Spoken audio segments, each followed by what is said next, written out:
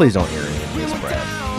And Dad's like, I got the fuck out of there. I was like, oh man, you didn't partake? Do you fear death? Oh, one of the greatest lines of all time. I could have chopped it. I could have chopped it. Trumpinator 2020. Making me 30 sides of red sauce.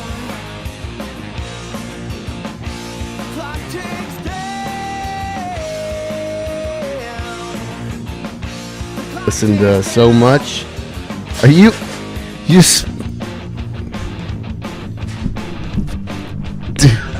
That needs two, motherfucker. We're diving right in.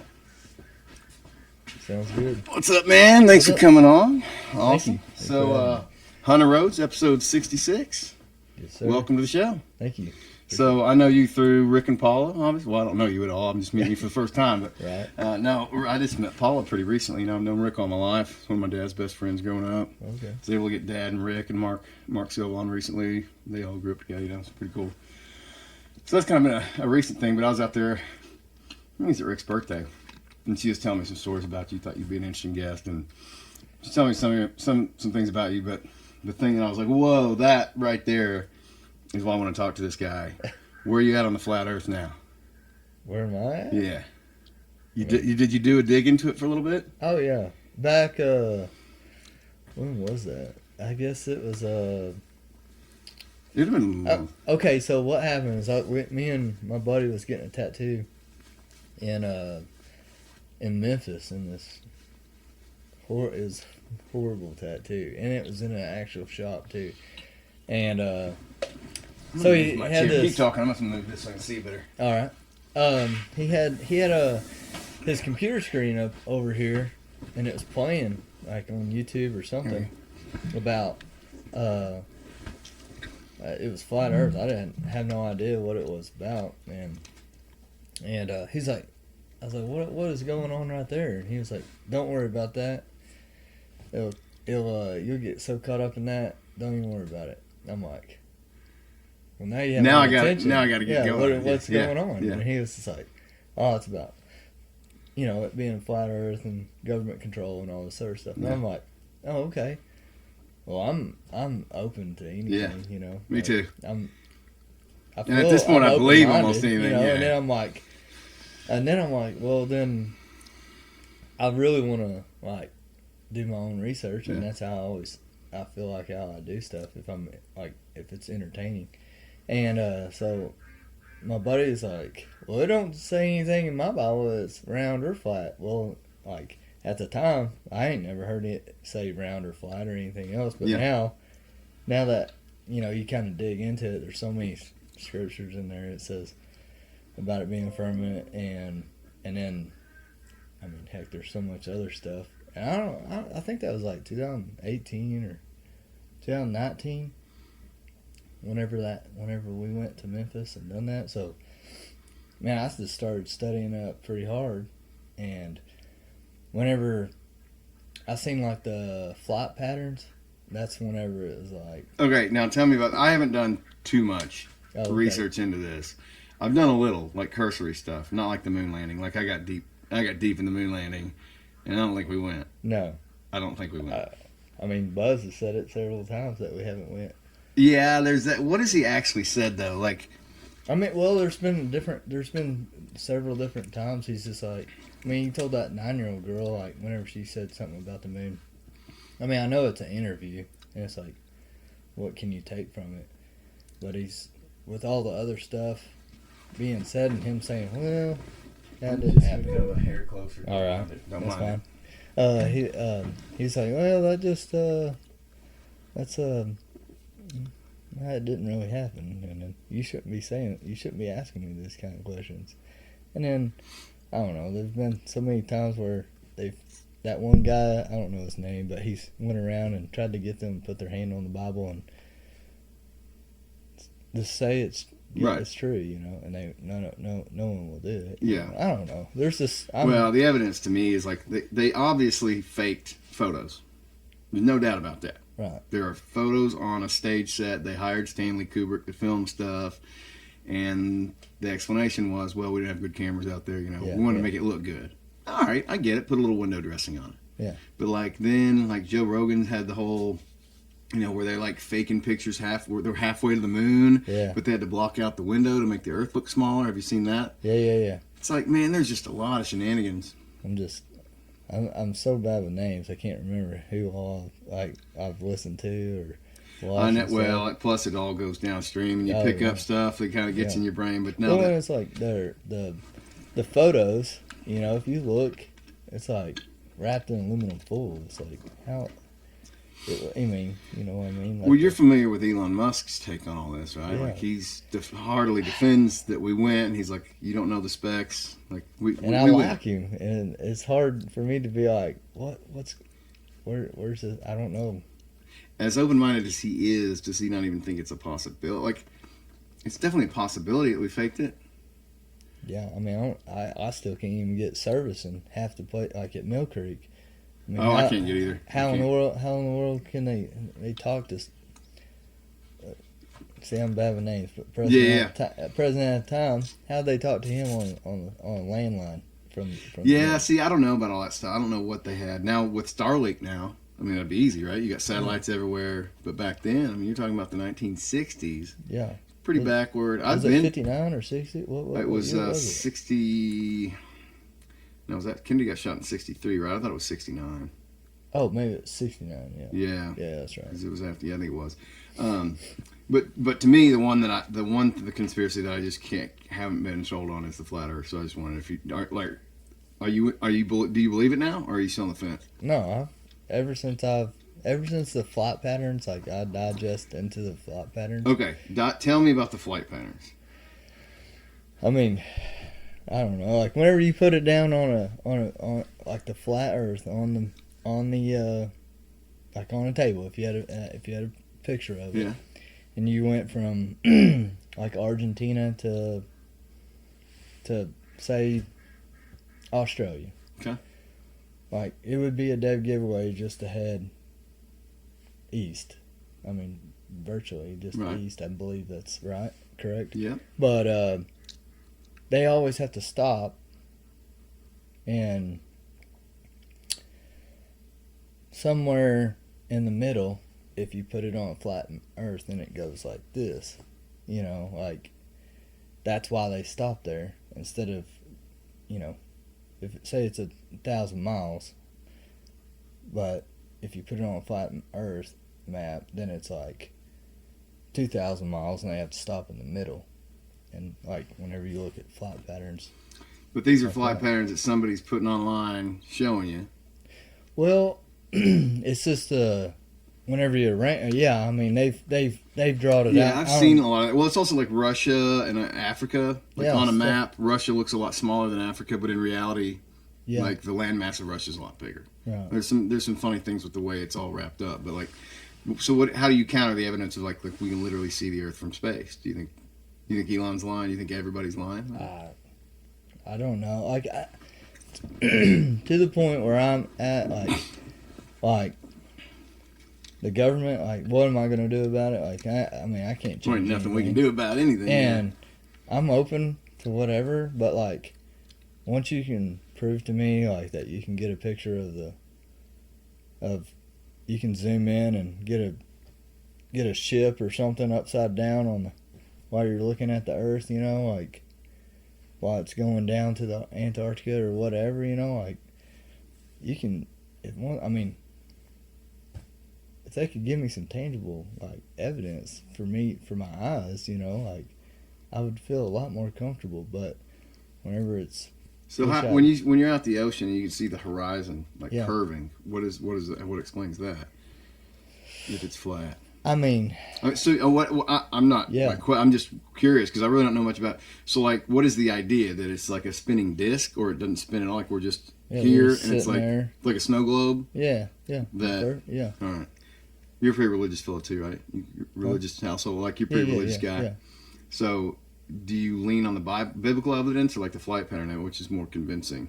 Well, no, I mean, I just take it all in consideration. I mean, with it saying in several, places about it being a firmament, and then I don't know. There's some other stuff. What is the definition of firmament? Like how?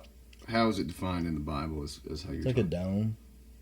Like, I mean, I don't know definition, but I'm just wondering. I mean, the people who wrote that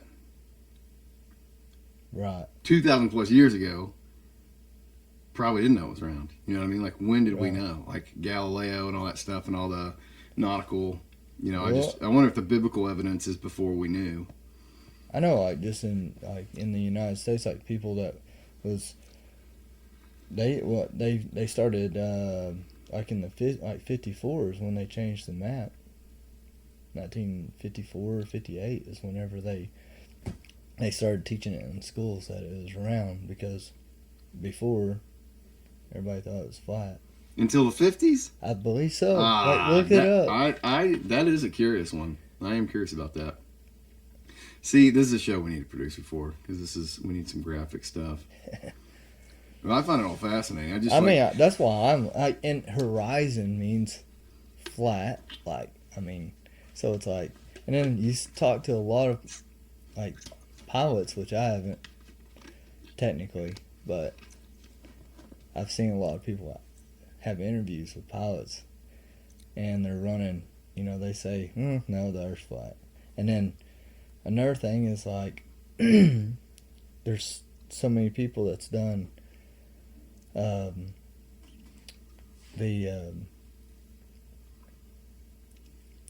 like, you know, looking at Sydney or through, you know, the Great Lakes or whatever else, you know, and having no curvature with lasers and stuff like that. Yeah, but still, I mean, you think about how vast the Earth is, really. But they give you that. I mean, they give you the you know, Pythagorean theorem, what it is, like the measurements and everything. It's like 8 inches per mile. The curve is.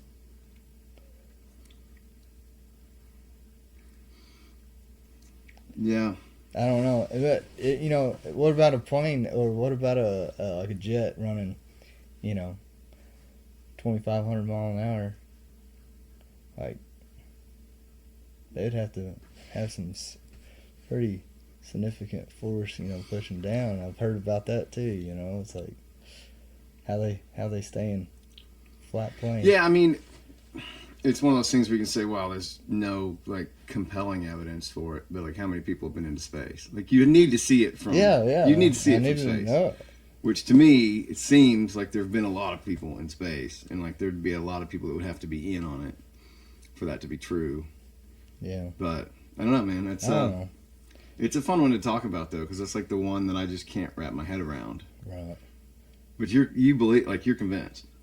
I feel it, yeah. I mean, I hate talking about it just because it makes people. No, it's a fun one. I mean, if somebody's open minded, but a lot of people are so like, just because it's my opinion or how I feel about it, like some people will just bring it up.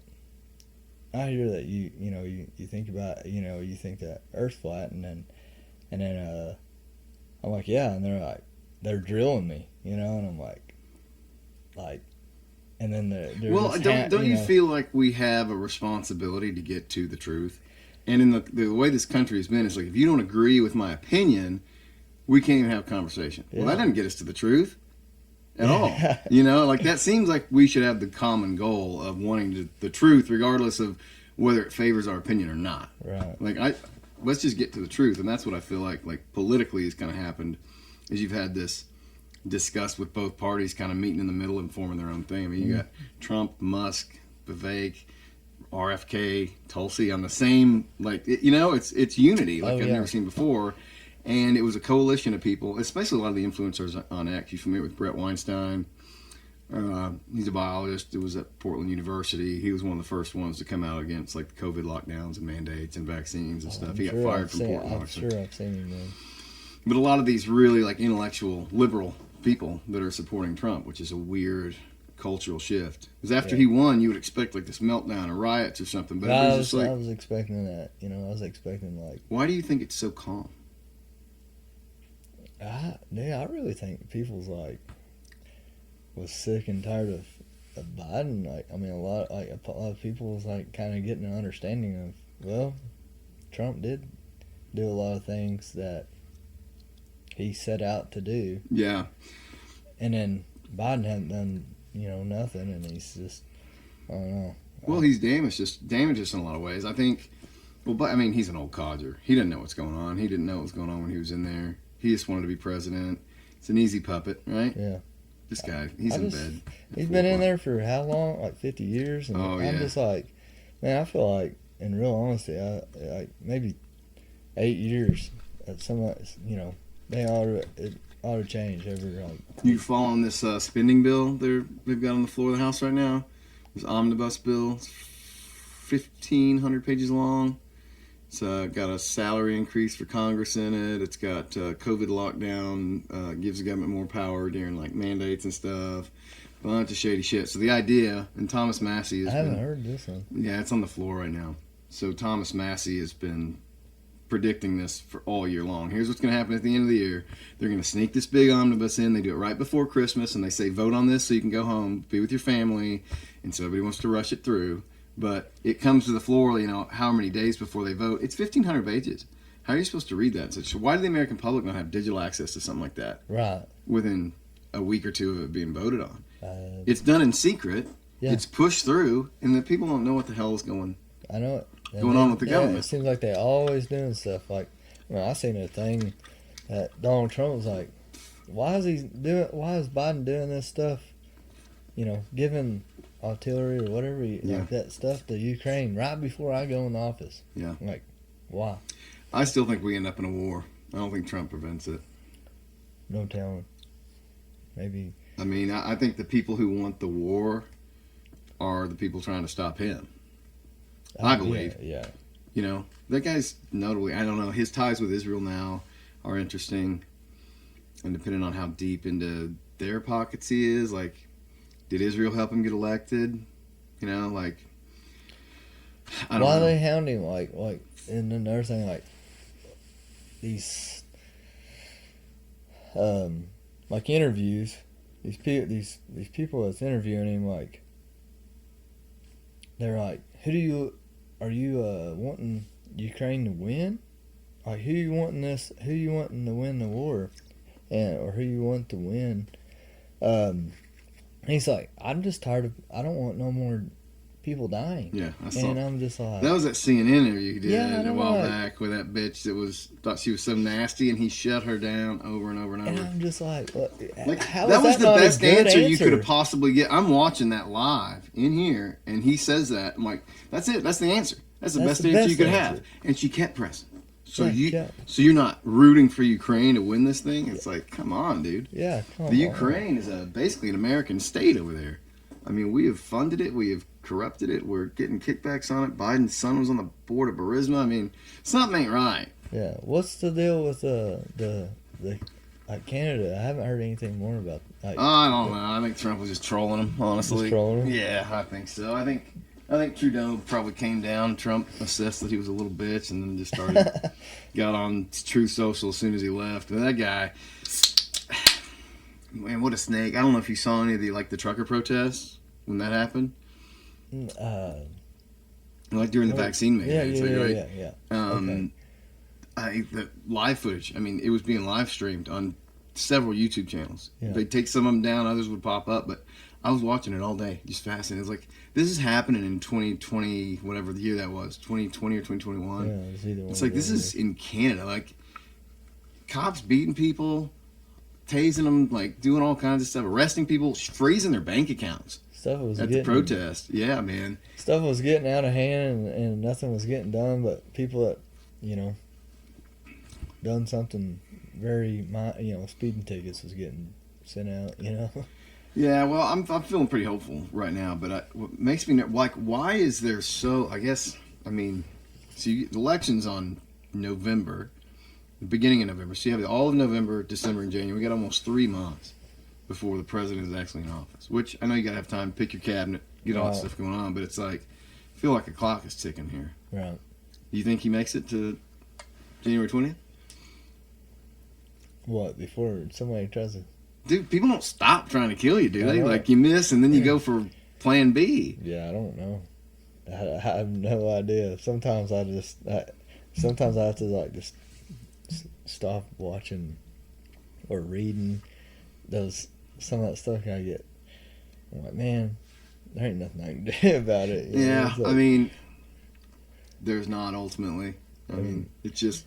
I do take breaks from it because I'm just like my brain gets tired of even looking at it or listening. Yeah, no, I get it. And No, it's unhealthy to be plugged in that too long. So, and it's been a while. It's been a minute since I've, really, ever since the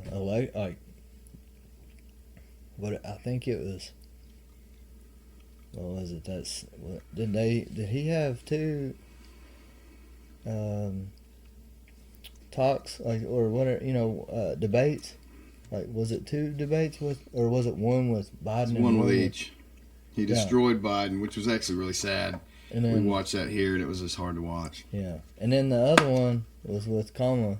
Yeah. And ever since then, I haven't really even watched nothing, read anything. I mean, here and there, Facebook stuff pops up, and like some of my buddies post stuff on Facebook or something. I'll read it, but other than that, I've just kind of been low pro on that. Nice. That's good. That's a good. Yeah, I've definitely not been in as deep into it as I was. Like there for a the while, election. man. I was like so aggravated with how everything was going, with how Democrats can get away with so much stuff, and they bypass all this stuff of Biden or the Clintons or Obamas, and I'm just like, and then there's troll on Trump. It drives me insane, and No, I think both sides do it though. I think there's a lot of corrupt people on the right that are fixing to get, probably. I hope he drains the swamp for sure. I really do. I hope he goes in there, and I feel like since this is his last term, anyways, like he's gonna like go all out. I feel like. I think he will. You already got people like Steve Bannon trying to talk about, is it the 12th Amendment that says you can't run, you can't serve more than 2 terms. He's trying to argue that it's 2 consecutive terms and that Trump's still eligible. I'm pretty sure that's not accurate. I mean, Nor do I think we need that. yeah, But, I mean, he's already, he's almost 80. yeah, Now. yeah, maybe his son or something. Maybe he can get in or something. I don't think Junior gets elected. You talking about Barron? No, Junior? Yeah. I think Eric's more electable. Junior's too much like his dad. Eric's actually a lot more professional than either of them.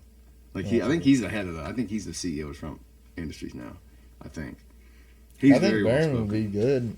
Oh, Barron would be great, but he's only 18. Yeah. Yeah. That kid, he's the reason his dad did all the podcasts. I heard he was telling his dad, he was like, hey, go on. He's like, I don't even know who this is, That's exactly what happened. Barron Trump, as campaign advisor, was the greatest thing that nobody knew about. I mean, Trump mentioned it. I think it was on Theo Vaughn's or Andrew Schultz. He was like, "Oh, my son watches all you guys. Yeah, I don't know who the hell you guys are, But it's like he can see numbers. Like Trump can see views, right? And he's all about numbers. Yeah. We're gonna get the biggest ratings. The ratings are gonna be so great, right? And so you go on Theo Vaughn. He's, God, we're gonna kill it. And they did millions and millions and millions of views, and he did 7 podcasts. And the craziest thing to me was like, that is what I've been saying for like 4 years.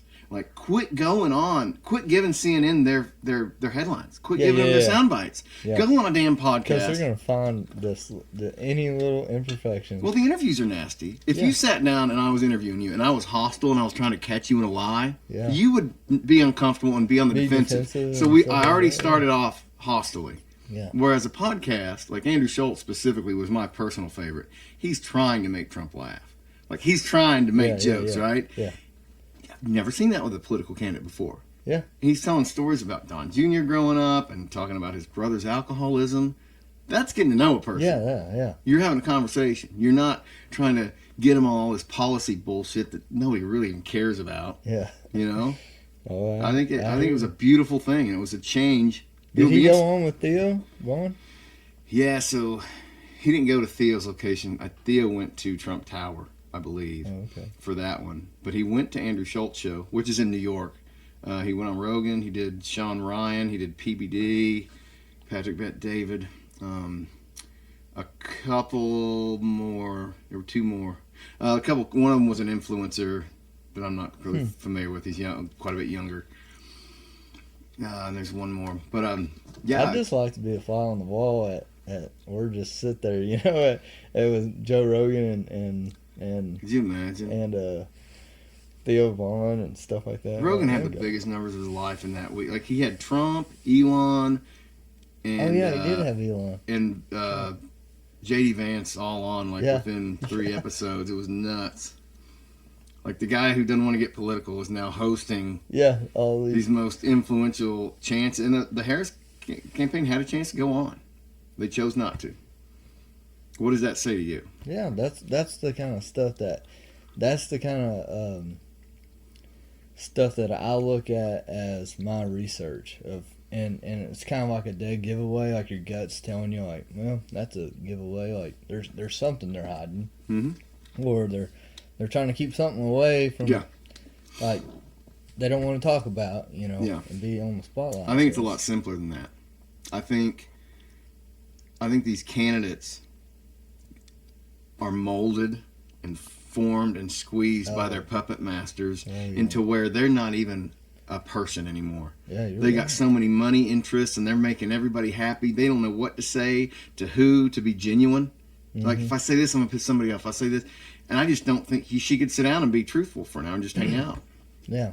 I mean, I saw her on the Call Her Daddy podcast. I watched some of that with Kamala, and it was fake. It was drivel.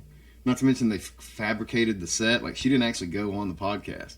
They built a set of that girl's podcast in Washington, D.C. Oh, my God. To make it look like, spent $100,000 on a set for that little podcast. And that was, I think, the only one she did other than Charlemagne, which, I mean, he's pretty much rolled up under the Trump flag now that the election's over. I don't know, it's a very different reaction when I thought was going to happen. It's like people are just kind of calm. When Charlemagne was on the View or whatever, I was like, I liked how he said everything, but they got so mad. Oh, those ladies are so... Everyone, dude, you look at comments or anything like that, everyone's like, man, why is it not canceled yet? Yeah. Well, social media is such a beautiful thing because you're getting real interaction in real time. What was it? Oh, Trump's nominee for ATF was the chief of police who had arrested a pastor during COVID. You see that? Huh. Yeah, so this is ATF pick. And then the guy, so Trump announces it on Truth Social. The guy retweets it on X. You're fine, dude. Don't worry about hitting that thing. If you want me to get out of the way, you can lift it up. No, I just... Too much in your way? No, you're good, man. Give it up a little bit. Thanks. So he hit that ATF or the guy that's going to... So Trump nominates the guy, can't remember his name, and he posted on X, and you go into the comments, and I'm talking hundreds of comments before you got to a positive one, but like hundreds were like, oh, we're promoting the guy that locked up pastors during COVID, you know, like, and then the guy stepped down. It was like, there's no way, like the public was just outraged by this. You know, Trump didn't get them all right. The Matt Gaetz thing kind of bothers me a little bit. What was up with that? Like, I thought he was gonna. So there's always been that rumor about Matt Gaetz having like sex with a 17-year-old girl or something, like a stripper and all that. And you know, when you hear that now, it's a political tactic to smear people with that. So it happens so often that now you hear it and it's like, yeah, whatever, I don't believe it. Which is sad. Desensitized. Exactly, which is really terrible for actual victims. Yeah. Because it's a cry wolf thing, right? Yeah. You guys have cried wolf about all these other people who have been vindicated, and so when somebody real comes forward, people roll their eyes. That's not a good thing. Oh yeah. You want the people who are actual victims to be believed. So it came out about Matt Gaetz. He was a bulldog. He was fighting. You know, he's responsible for getting Mike McCarthy kicked out as speaker. And then we got Johnson, who I don't really think is much better. He's behind this spending bill right now. But it was just weird that he gets nominated. pretty close to the time that Pete Hegseth got nominated. And they both had two completely different styles. Gates drops immediately, and Hegseth, and they both had similar claims. Like, they were throwing the same kind of claims at Hegseth. He says, they're lies. Trump's got my back. I don't care what you say about me. I'm going to fight everything, and you know, you're not going to find anything. I'm going to push this until I get it. Fight, fight, fight. All right? But then Gates just disappears immediately. Yeah. And to me, why would you not act just like Hegseth unless there was really something that... Oh, yeah. You know, and that concerns me. And I can see, I mean, if you've watched enough of Matt Gaetz, he does come off as kind of a creep. You ever watch Timcast? No. I haven't watched that. But Tim, like, I mean, I don't know. Some of the stuff, like, I like how he's straightforward with a lot of things. Gaetz? You know? Yeah. Yeah, no, I like his attitude and his policies, but I can definitely see somebody like him. I mean, golly, the stuff he posts on X, man, there's some questionable pictures with him and ladies on there. So, like, I don't know. I think it's probably true, and he probably didn't want that to tarnish the name of, yeah, you know, but it's just a weird deal. I guess that's the process, right? I guess. You put him in front of, because it's kind of a weird deal.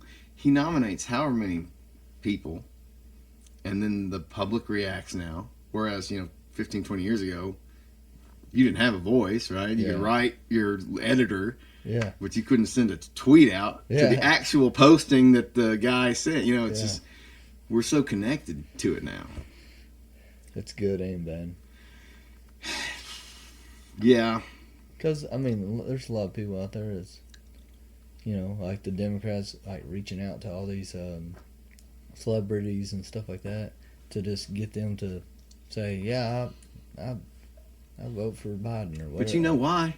They've all been to Diddy parties. Yeah. So they got film on all of you. But it's influencing these other people. Mm-hmm. I love The Rock, you know, so I'm gonna whatever he said. Like, I couldn't see him doing anything wrong. So if he's doing it, I'm gonna do it. You know, that kind of stuff. Yeah. No, I think Hollywood has completely lost not only its allure to the American public. Like, when I grew up, people worshipped celebrities and the rock stars, and everybody watched the Grammys and the Oscars, you know. Now people are like, fuck celebrity. Like, nobody cares. I remember it used to, like the girls, like, girls' moms or whatever, would always get the paper thing that talked about this girl, you know. Yeah. You know, that was like an actress or whatever. Yeah. And that's how they got everything before phones and stuff. Well, I mean, basically the left has had a social media for years. It's been Hollywood. They just had all these voices always chiming on their side and trying to influence things, which the Democratic Party is not the Democratic Party I grew up with. Neither is the Republican Party. Like, everything's changed. You know, when I grew up, the right-wing party was a lot more authoritarian, and the left was more pro-free speech. You know, like, was the 90s to me, the way I experienced it. And that's completely flopped and gone even farther authoritarian. Just let people out, you know, be free to make decisions. Oh, yeah. I don't know. So, I want to talk about, you've got some pretty cool survival story. Is this true? Yeah. You want to tell them? You want to talk about it? Sure. If you want to talk about it, I want to hear it, because I've only heard some pieces, but it sounds incredible. Yeah, I guess the first one would be... how many are there? I don't know. How many lives do you have? Is it 9, or like how many have you got? I think so. I think I've used 5 of them. Nice. You got a few in reserve? Yeah. I mean, I'm good for a little while. You know? Nice. All right. It's about every 3 or 5 years, something like I've got to have some type of How long has it been since the last one? I just had surgery on my shoulder 6 weeks ago. And I mean, it wasn't a lot, you know, it wasn't nothing, but it was just, what was that for? A rotator tear or something? No, I just, I knocked it out of place, fell and knocked it out of place. This was interior this time, and all the other times have been exterior, and it ripped my labrum, tore my labrum. How'd you do that? My boy, he got down and I ran over there to get him. It was kind of embarrassing. I don't want to say it. Oh, you don't have Anyway, to tell it. We can tell it later. I just fell down. Okay, that's fair. And just, it wasn't that Dude, bad, I don't know but- if the camera picks this up. Yeah, it does. You What? look like Elon Musk, dude. No way. Yeah, I'm telling you, especially from this side. It Yeah. even gets I own through, but X, man. It's there. You can pull it off if you weren't so damn young, dude. Oh, man. You gotta start That'd wearing a be suit cool. around. Yeah, I need to wear a suit around. Start mimicking Probably. his accent. See if you can do that accent. It's tough. It's a really hard one to I pull don't know off. if I can do South African. The only one I've, you know who Tyler Fisher is? Comedian, little dude with a beard. He does a really good Yes. Trump. He's got a lot of like YouTube shorts and stuff. He's on Who's the movie guy that does Trump real good? Shane Gillis. Is that his Yeah, name? So I'm so bad with names. yeah, Dude. yeah. Shane Gillis. He's good. I can't even remember what's his name that I went and seen. Hold on, in will you do me a Denver. favor? Just, Yeah. just for me. Go ahead. Yeah, you don't have to. It's just I just want to see what happens. All right.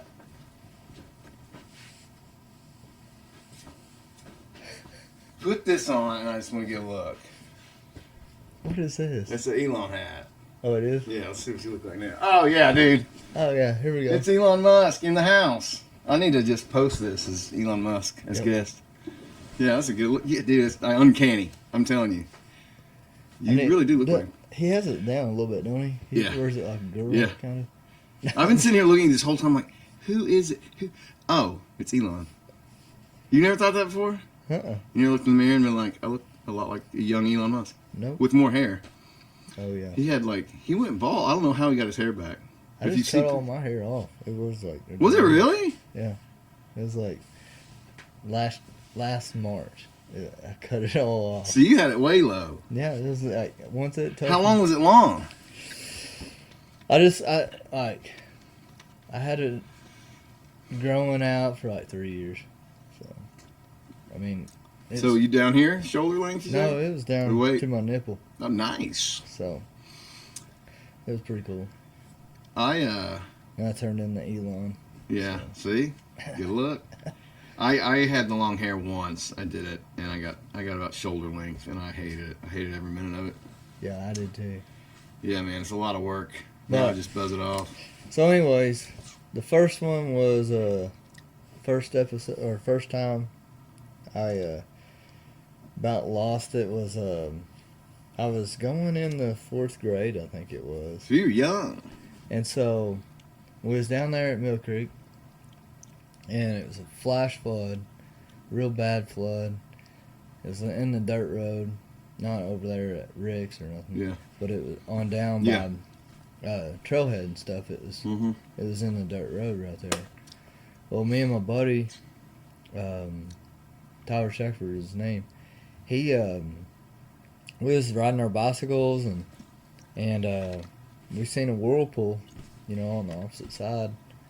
We were throwing sticks in there, and then you know how the grader has like that extra pile of dirt all the way down. Yeah. Well, I was like right there on the edge of that, and went to like grab one of the sticks, and I just slipped and fell in, and Tyler was like pulling on my jacket trying to get me out, but he couldn't hold me, and it just sucked me through the culvert. And, Through the culvert? yeah, it was a man-made like Yeah. rock culvert. It was like 3 foot, 3 foot Yeah. wide by like 3 foot or something. How And I long tried, was it? This is width of a regular dirt road. Yeah. And I tried to get up out of there and hit my head a couple of times, and I came out and I'm holding on to this like little twig, like that microphone thing Yeah. stand, and I'm like, help me, and he can't. I mean, I'm like 10 foot out in Yeah. the water, and he's like, I'm running, get your mom, dad, and then I let go. I couldn't hold on no more. It's like pulling me under and everything.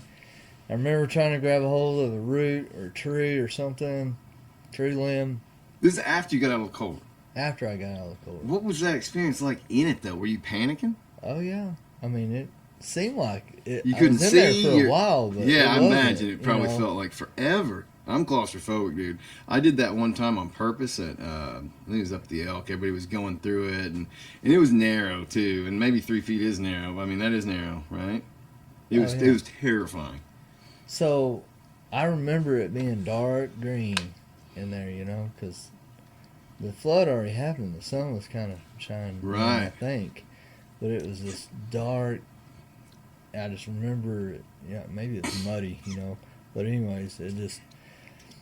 I tried to get up out of there, couldn't get out, and it just sucked me on through, and then all that happened, and then I remember hitting a tree while I was floating down, and then I passed out, I guess, and then when I woke up, I was in this big tree. I had my arms around it, the current's flowing at me, had my knee in the fork of the tree, Yeah.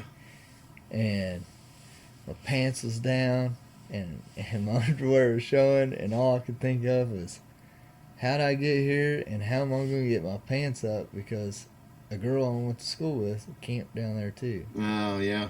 You know, I mean, I'm in fourth grade. Yeah, you know, yeah, shit like sure. that. So I'm like trying to get my pants up, but I can't. I'm afraid to let go of this tree, you know, and the water's still hitting me. I mean, it's still up into my waist. Were you at least like safe enough where you could hold on for a period of time, or was it like pulling on you? No, it was. So you were pretty I mean, stable at least. You just big couldn't get tree. your pants back up. Yeah, so I ended up finally some first responders or somebody, bunch of people was on the dirt road. They finally found me. I watched them try to cross. I was in the fork of the river or the creek, so I'm sitting there and I'm waiting for these people are trying to, these grown men are like jumping in. It's just washing them straight down. They can't get over to me. Here, next thing I know, it my dad. I didn't know it was my dad at the time, but he grabs me like this, and I'm like, and it didn't even look like my dad, you know. It's just, he's like, let's get out of here, and I'm like, okay. And so he's just fighting through the current. We're going upstream, and he's just grabbing hold of these trees and hanging on to me. What a badass! And That's they're a trying to throw heroic a story, rope man. out Your there, own you dad know, shows up. That's and they awesome. couldn't get the rope out there to us. Yeah. There's a big old log down, and we make it to that log and crawl across it, Nice. and that's how I'm imagining this cinematically, dude, like Yeah. a movie. yeah. That's I nuts. mean, so, and then my mom, whenever she said that, she ran over there to, like, when Tyler went and got them, and they ran over there and seen our bike sitting there. She just fell on her knees, you know. And I couldn't even imagine. But Dad, he found me. You know, the only thing, I mean, adrenaline. You know, Yeah. I'm sure his adrenaline was. Oh, really dude, I low. can't even imagine seeing your child in danger. What a human could Yeah. do. So, anyways, I got out of that one, and So your dad's still around, right? yeah.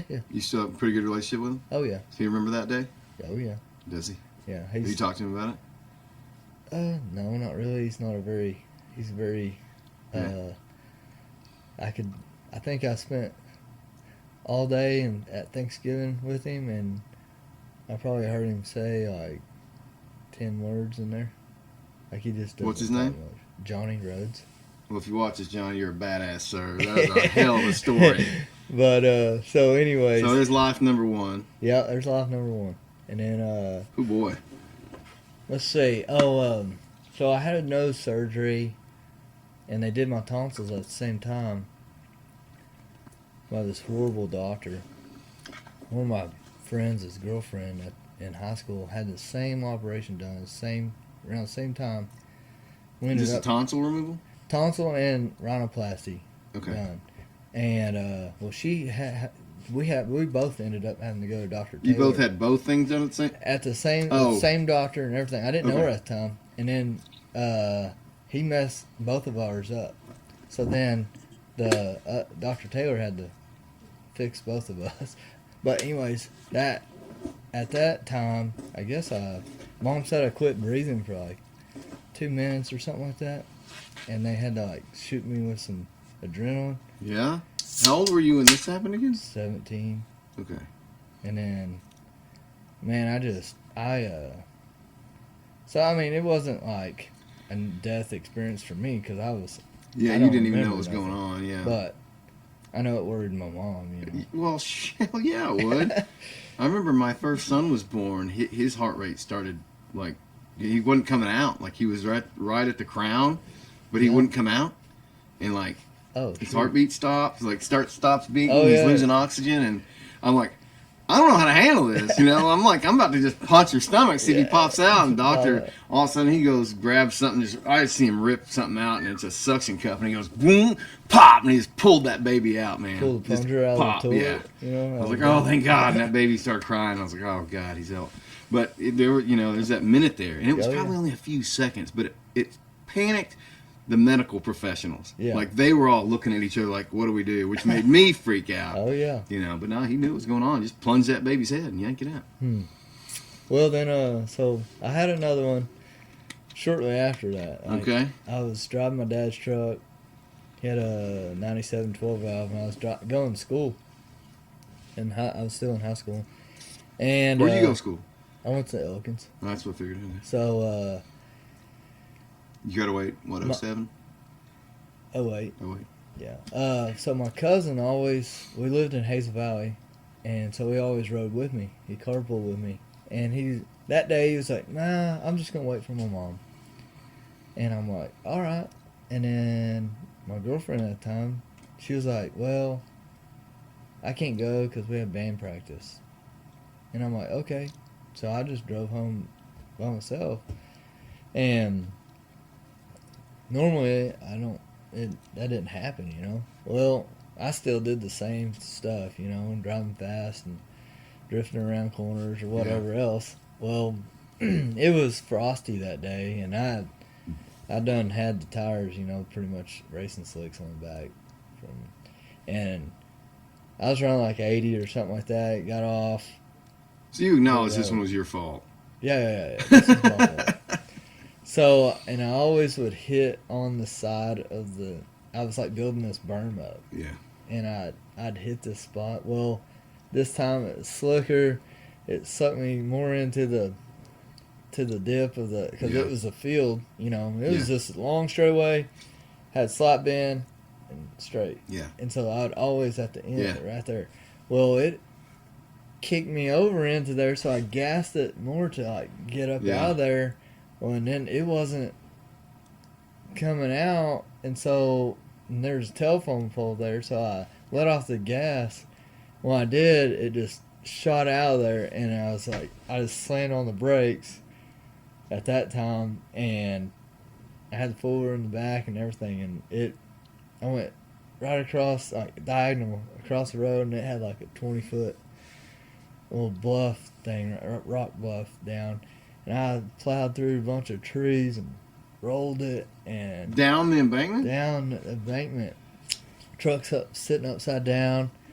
The tire,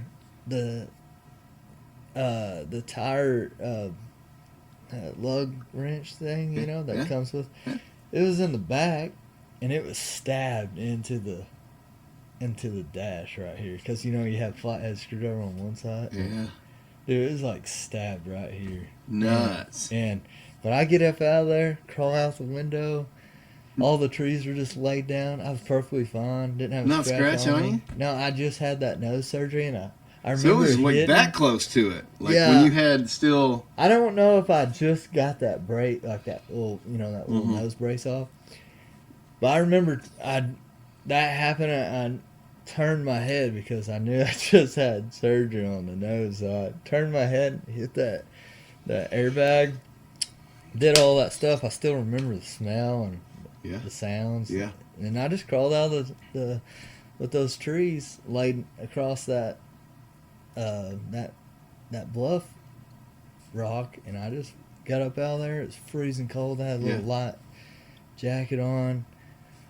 Lady got sit in her car, like one of the neighbors, and sit in her car and waited. I called my dad. He's like, dude, I just rolled the truck. It's still running. What do you want me to do? I guess go down there and shut it off, he said. I told you my dad, not real. Yeah. He's not. Well, I mean, he's logical. Yeah, he's logical. That's for sure. And so then he's like, yeah, Just go down there and shut it off. I'll be there in a minute. And my grandpa, he gets down there too. I think I call him, or maybe somebody else called him. But anyways, he gets down there. I mean, they couldn't believe that. I mean, the way the truck looks. I mean, I'll pull it. I'll show you a picture of that Oh yeah, on Facebook. Wow. And was there drugs or alcohol involved, or were you No. just being squirrely?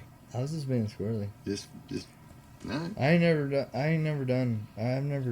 drank at all. I mean, I've taken a sip. Somebody said, "Hey, try this." It'd be like this Red Bull, you know. I'd be Yeah. like,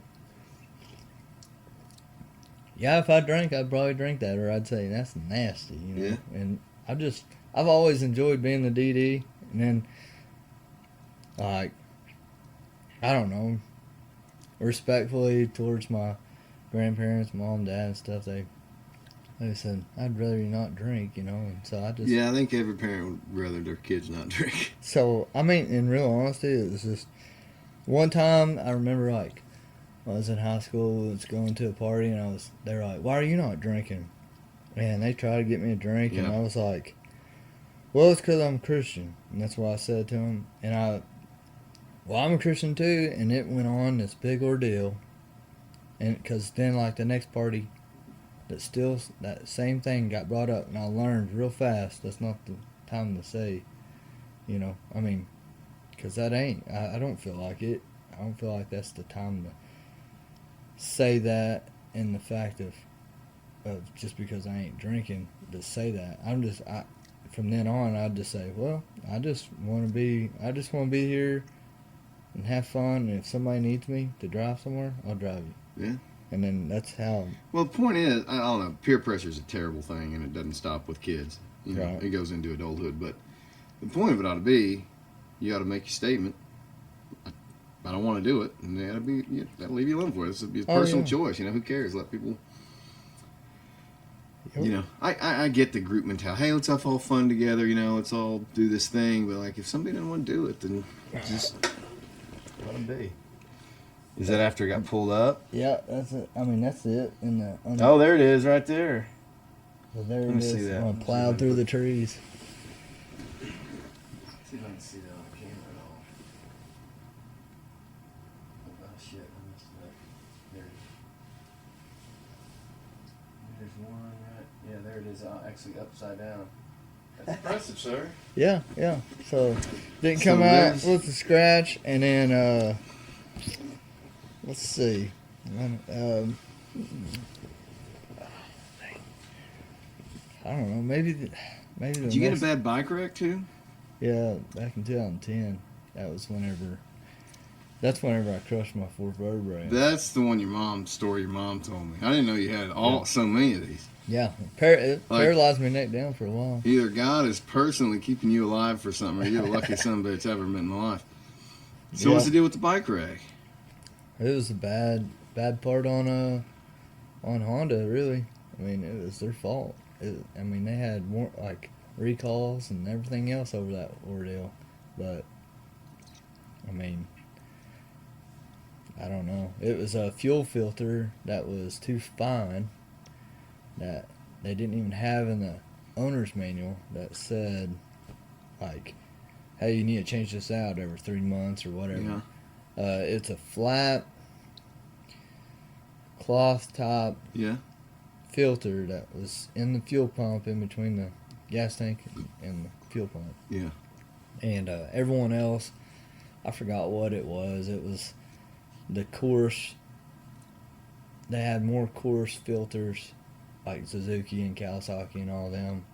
Well, Yamaha didn't have fuel injected bike at the time, but those three, that they had those coarse fuel filters and they weren't having no problems. But Honda had that fine one. That was their first fuel injected bike, but it ended up when I hit the face of the jump, it just bogged out on me and just sent me over.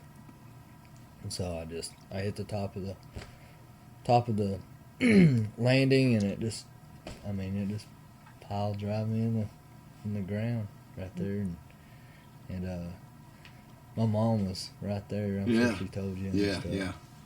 she came over there to me, and it was dusty, and I was like, I guess I broke my neck or my back or something. I was calm like that right there. I was like, because I can't feel anything. And she just like took off running, and she was like, I could hear you praying. Long time, while I was going and getting your dad. Wait, how many kids does Paula have? Just me. So those are your kids I've met out there. Yeah. Okay, so I know your kids. Yeah. Yeah, you got some great kids, man. Thanks. So we've actually benefited from some of her old gear, your daughter's old that's stuff. Cool. That's yeah, cool. that's So, awesome. yeah, They're good little riders. Yeah, they're pretty good. Case, he's doing real good. Yeah, he's a sharp little man. Oakley, she's going more towards the horseback. I was about to say, it sounds like she's getting into the horse thing now a little bit. Yeah, she's taking it on more. Like that's more of her passion. So Well, that's good. yeah, oh yeah. What a cool opportunity to have a place like Mill Creek, though. Yeah, Yeah. having that. I used to know that back when my dad was trail master. When I was younger, like 14, 15, 16, 17, 18 maybe, like those years. I don't know how long he did it, but man, I just went everywhere with him, and then I'd take all my buddies. Yeah. And they were always on fours. That's a great place to grow up, man. So. Right out. Yeah. So how long did it take you to get out there from Elkins? Well, Elkins, it only took like probably 20 minutes, 25 minutes, something like that. Yeah. I mean, That's nice and close. I made it in 10 minutes one time. I believe you have. I used to have an Earth second gen. I had it all souped up, and my buddy Davey Copeland, he said my fingerprints are probably still in that. And I seriously, I made it from the old Harps there, that Beaumont right there. Yeah. I made it from there to the Combs store. Well, Mill Creek turnoff right there. 10 minutes. Yeah. So That's it was like 10 minutes and whatever seconds, but we went off the clock on my stereo, So we just hit it, and he had his phone too. But man, you driving a little safer now. You got kids, I bet. Yeah, I mean, I teach them how You to got to drift think a about little it. bit. You got to teach them how to drift. I don't know if I should tell this story. My wife didn't watch this, but we had this guy tailgating us the other day on this dirt road. I already brake checked him once, and I was getting pissed off. The kids are like, "You can brake check him again." And we were coming up on my driveway, and I just pulled the e-brake. And I just drifted in, I came out a little bit square, and dude was following me enough to where, like, anyway. But anyway, kids didn't expect it, and so I just pulled the old Mario Kart drift in there and started going up, and they were both like, "That was awesome!" Yeah. So yeah, it is fun. It's fun. I mean, It's fun. I did it the other day with Case in there and in my truck, and he was just like, he was telling my grandma, which is his great grandma, but he was like, "I'm gonna get a truck like Dad's, but black, and I'm gonna drift." She's like, "No, you're not. You're gonna drive like you're gonna be a good driver." And he's like, "No, I want to drift." Yeah. I've met that kid. I believe he said that. Yeah. That guy's a wild man. He's a Wildcat, few years younger he's than fun, Steve. Wildcat. He's 6. Yep. Yeah. And she's 10. Yep. Yeah. She'll be Theo's 11 9. on Christmas Eve. Yeah, so he's kind of in between them. Awesome. Christmas Eve birthdays. Yeah. Those are fun, aren't they? Yeah. Spend Christmas in the hospital one day, or with her, delivering her. Yeah, I bet you did. This was down in Little Rock. We was staying at my wife's mom and dad's while she was going to nursing school down there. So I hope your kids don't inherit your proclivity for danger. shoot, I hope not too. Yeah. I had a wreck down in Mexico, and Rick. That was the day that Rick didn't go with us. And there's a drag strip that's out there in the middle of the desert. Yeah. They all go to. Yeah, I've heard about them. Yeah, sounds fun. And so we went down it, and then we came back. Like went kind of into the desert again, and now I'm like, well, heck, I'm gonna ride a 5th gear wheelie all the way down from the cones Sounds all the like way a through good idea. That way I know it's a 1/4 mile. Well, dude, I'm hitting it, and I get so close to a point where I'm like, I could set it down and be safe. And so I'm looking past to see if there's like any G outs or, bad, just washouts or anything. And no, there's a cabled fence that's sitting about 2 foot high with steel posts in there. Out in the middle there? Yeah, like on the back side, like where people would go in, like and start doing their burnouts or whatever. It was at the gate. Oh shit! So whenever I set the front tire down, it was right where everyone takes off. So I hit the brakes, but it was like ice, and I was running like 75, I think, or something. My buddy Jeremy said 70, 75, and I hit that thing. Oh, it went this way, I think it was. Yeah, it went this way. And I hit the ground. Like, by the time it hit the ground, I mean, I hit the asphalt for just a little bit and then tumbled through there. Well, the bike hit the cable and it pulled the steel post down, and I clocked it right here. It's like a 2-inch post, and I clocked it right here.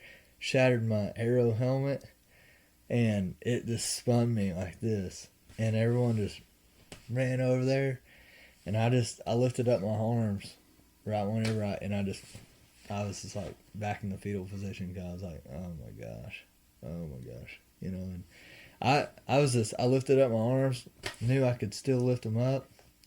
I was worried about my neck, and I mean, it didn't even knock me out or nothing. I mean, I've been knocked out.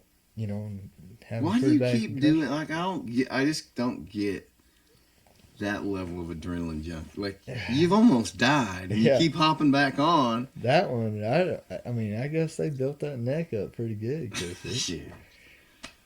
hitting that post, I just can't believe. Like, and if I was, what are the odds of that? If I was 2 inches over, it would have sunk right in. Yeah. Hit me right through the goggles. Took my eye socket out.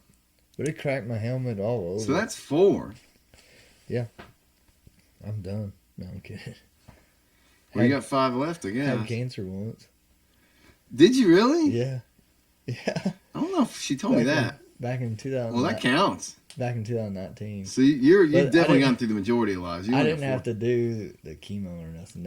I caught it in time. What was it now? Testicular cancer. And they just were able to remove it? Mm-hmm. Yeah.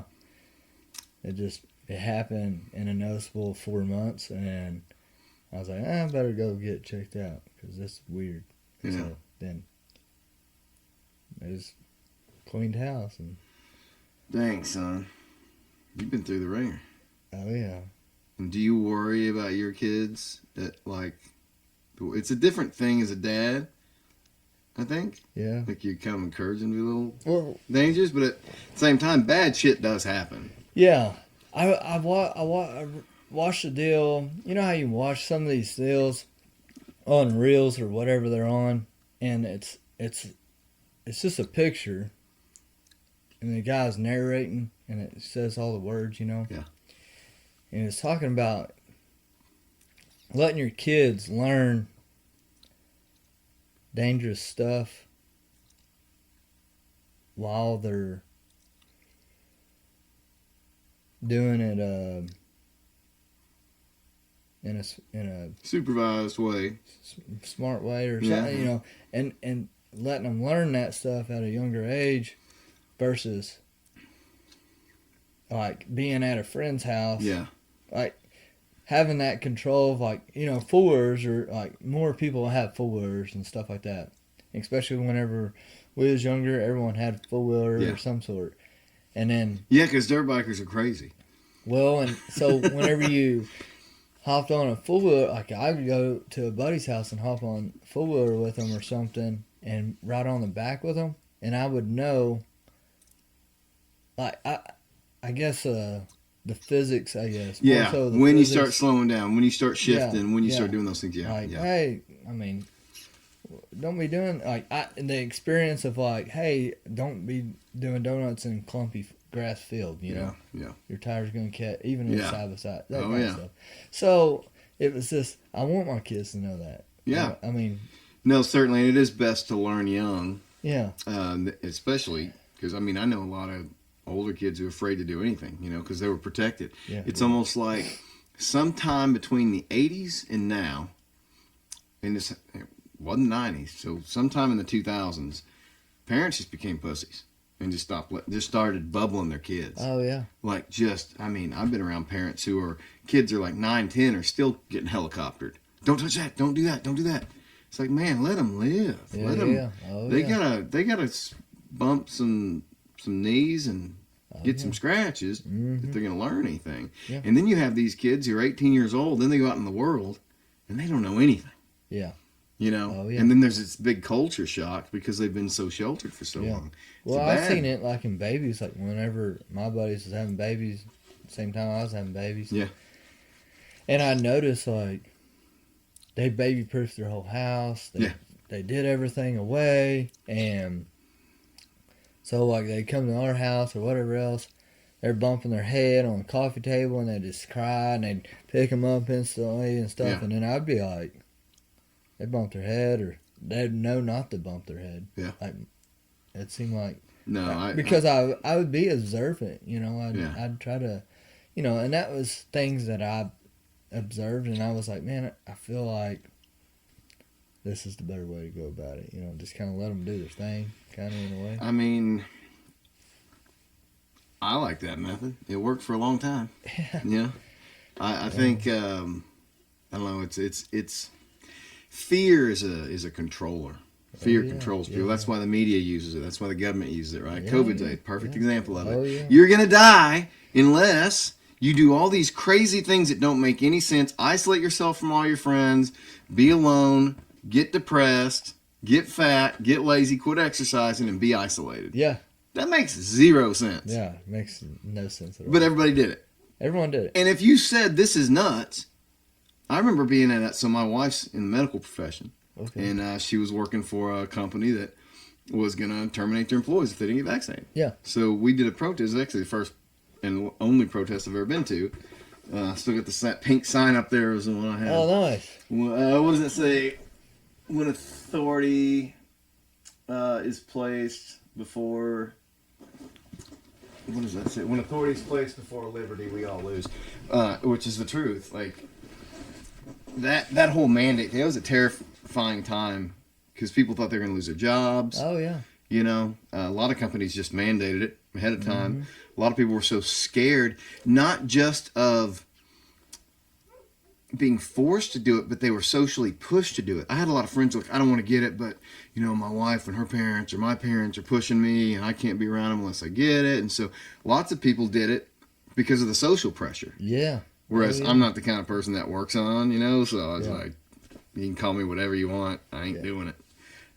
Thankfully I didn't have to. My company was willing to wait until the decision was made at the Supreme Court level. And we didn't have to either. But they did pass it at the medical level.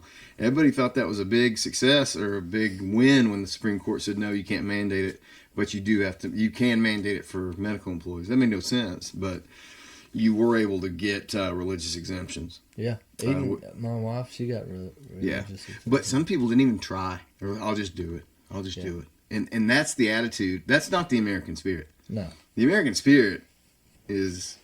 Fuck you, man. And a lot of people didn't even do no, like zero research. Zero research. And it's just a flu shot. It's just the same. No, it ain't. Oh, I've still got people who are like still fighting what's happening now. Trump this, Trump that. And it's like, man, my record is 384 and 0 on what I've been right about. You've been wrong 384 times. You've been wrong about everything, but you're still trying to fight this thing because you can't get over the mean tweets. I don't. It's like common sense has just gone out the window. Yeah, and the thing is with how is it not common sense whenever a vaccine is supposed to keep you from getting something like polio and measles and stuff like that. I said weasels, but anyways.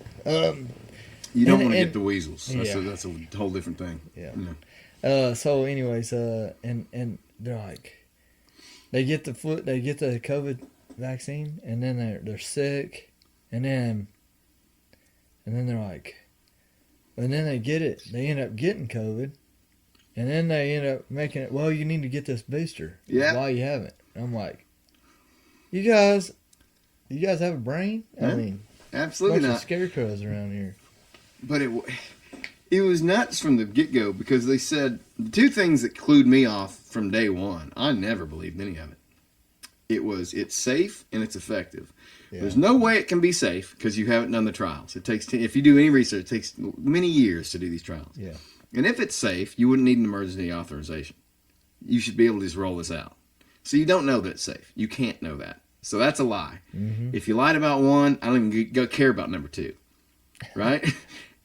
Like, and then the efficacy of the shot did lessen symptoms in some people. So maybe if you're elderly, maybe you're at risk, maybe you have comorbidities, something like that. Maybe that's right for you. Maybe that's something you decide. I got no problem with people who got the vaccine because they really felt like they needed it. It was the people who caved to the social pressure and to those kind of pressures that was like, man, if everybody stood up to this, if everybody had a backbone that believed this was wrong and stood up to it, it wouldn't have gone a minute, you know? And that's why I feel like we're in a better place now than we've been in my lifetime as far as we've had enough of this. And I hope, you know, everybody right now is like, let's just all get along. I kind of want retribution. It's I want Fauci in jail. I want these Pfizer executives in jail. Yeah. Like, I do too. that was a crime against humanity, man. Absolutely, because I mean, why would it be such a big deal if you got the COVID vaccine, you're gonna kill us if you don't get this vaccine. How am I gonna how does that make any sense? I mean, that's like a contradiction, almost. You know, you're like, oh, I got the vaccine to keep from getting COVID, but if you don't get vaccinated, I'm gonna get it. The moments that you're vindicated, like, I seriously am up into like the 300s about what I've been right about, and it's real easy to do. Use common sense, listen to the people who tell the truth, get a consensus. All these people that I trust are saying the same thing. Right. All the people I don't trust are saying the opposite thing. Yeah. This must be true. Yeah. Pretty easy to find if you're watching something other than CNN. And you got to be open minded about some of the stuff. Like if maybe Trump does say something stupid, and I'm like, I like Trump, but I mean, everyone makes mistakes, and everyone kind of says but even so, you know. Well, two things I want to catch on before we go too far. Go. At that protest, I'm with my wife and my 3 kids at the time. We had people driving by, yelling at us, calling us murderers. Like, in the middle of the day, like, these people just come by, and you know the crazy eyes they have. Yeah. You're murderers. You're killing everybody. And it's like, they got gloves and a mask and on I was in like, their own car. And I was like, you just justified my position, because I'm not going around screaming at people calling them murderers. I'm just silently protesting, you know, that we don't have to get an experimental. And it's not a vaccine, by the way. They changed the definition. Oh. It's gene therapy. Oh, it's a whole new technology. I like how, the mRNA vaccine is not really some vaccine. Of them people, I got to watch, or I'm sure a lot of people watch, but they'd go over there, they would dress up as a Democrat and go over there on the Trump side, this was back at the last, when all the riot and all the other stuff was going on, back when 2016, and, 2020. Back in 2020. And they would go over there on one side of the street, and it'd be Trump, and they'd dress up as, like a Democrat, and, it said vote for Joe Biden or whatever. And the Trump supporters did not lash out and get straight up in their face, yell at them, do anything like that. And then they would do the opposite. Yeah. Oh, they'd go over here. Yeah. And they would just lash out, and I'm just like, it was a one-sided deal. Kind of it was nasty for me, like it is evidence. It's easy, especially when you're flying in the face of common sense. I mean, you can change your gender. I mean, come on, bro. Yeah. I mean, I'm not uber religious like you. I believe in God, But I've got some questions about the authenticity of who wrote it. Like, we don't have to get into all that. But I believe in God. I believe in higher power. But, you know, you were talking earlier about, you know, things Trump said, and sometimes, you know, he says stuff. But honestly, most of the stuff that people get mad about that he says, he's joking a lot of the time. Oh, yeah. And people just don't have a sense of humor. You know, and I do. I love comedians. I've loved comedy all my life. I'm really attracted to that genre. Yeah. It's an art form unlike any other, really. You know, yeah. You don't have to, like, with a movie, you need a script and a story. And some comedians do that really well. Like, Chappelle's a great storytelling comedian. Yeah. Where he'll start you with a story. Oh, yeah. He'll have some jokes in there, but at the very end, it all ties back, right? Yeah. And it's this big punch. You know, music has a melody and something you can sing along to. You know, all these different art forms. But, like, comedy to me has always been the most inaccessible. Like, I can draw a picture, I can write a song, you know, I could come up with a story, but, like, how do you go out and make people laugh? Yeah. You know, I've always appreciated that art form. And it used to be really cool, especially growing up in the 90s. You may not remember some of this, like, comedy. Did you grow up with Comedy Central? Was it still around? Yeah. Oh, yeah. Yeah, because, like, that came on board. I always went to my cousin's house because forever, like, like, I guess I don't know if it was, you know, like,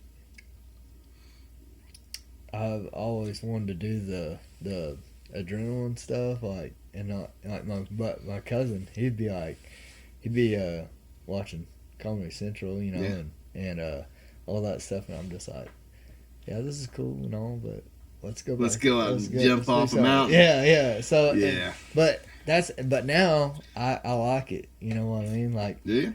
Oh yeah. Got into a little bit. And we were talking about Shane Gillis earlier. Have you seen any of his specials? I'm so bad with names. The big dude that does Trump. Have you seen any of his specials? Yeah, some of those. They're hilarious, dude. Oh, The guy's gold. Comedy's coming back. I can't even remember the guy I went and seen in Bentonville. Jesus. Like, you got hit in the head too many times. Dude, I guess so. For not drinking. You're the only person I've had on who has a worse memory than I do. That's pretty sad. I don't even remember his name. Do you even remember where you are right now? Oh, yeah. So, you were looking at the guitars earlier. So, you play, you said? Yeah, a little bit. Campfire guitar? Campfire. I'm a campfire player, you know. Yeah? Just do a little bit of strumming here and there, you know, basic stuff. I've been trying to do. So you can do your chords and stuff? Oh, yeah. You know all that? Yeah, see, my 9-year-old just started playing this week. And it's not out here. I've got a chord chart. Like, I hand drew a chord chart for my middle one, who's 12. And he did not like his fingers being hurt on the frets. You know, he was like back on that drum kit real fast. But I'm glad because he's an awesome drummer. So we've been jamming a lot. Cool. We've been recording. We've got 2 songs recorded. He's laid drums down on. I'm going to lay down vocals on next week when I'm off. Cool. And then Theo's feeling left out. So he's like, I want to learn guitar because nobody else. Because my oldest one's playing bass now. So it's like, that would actually work out really well for me because I need another guitar player. Yeah. So he was gotta have a rhythm and a lead, you know. So exactly, because that's where we're coming up against. Is it's like, okay, we're coming up in the lead, but like nobody's there to play the lead, so it's just the 2 of us. Anyway, it's just funny because yesterday he had been in trouble, and I just want to tell this story for if I watch this in 20 years because it just happened yesterday. So he's got this chord chart, right? And so the first day we were on, he was going through them. He was like, I want to try them all to see which one fits my hands better. I was like, I know which one fits your hands better. It's that red one right there. Oh, yeah. It's an Earl. So what's funny about that is my dad got traded for that when I was in 3rd grade. Right? Dang. So he brings that home. He's like, hey, you want to learn how to play guitar? I was like, not really. He was like, I'm going to show you. So he teaches me the chords on that thing. That guitar. On that guitar. It's got a short neck, and the frets are a little bit thinner than just a standard. So 3rd grade. So 7th grade. 3rd grade, I didn't really care. I learned my chords, you know, because Dad kind of wanted me to. But then I was like, that's not really for me. Like I wasn't even into like Michelangelo or something. Huh? Like Michelangelo, that speed guitarist off of Nitro. He played on Nitro, like the band Nitro. Oh, that dude? Yeah. He plays one of those? Or something like it? Yeah. Like they have, I know who you're talking about. Guitars, you know? Yeah, well, so like 7th grade I get into music, right? Like that's when grunge started coming out. So early 90s, like Nirvana's Nevermind comes out, Pearl Jam's 10, Alice in Chains. so I'm into all this stuff, right? And I'm like, Dad, I want to get back into guitar. And he's like, all right, let's fire it back up. So, and it was funny because it'd been 4 years, but I still remembered, like my bass. It didn't take me long to pick the chords back up. Oh, nice.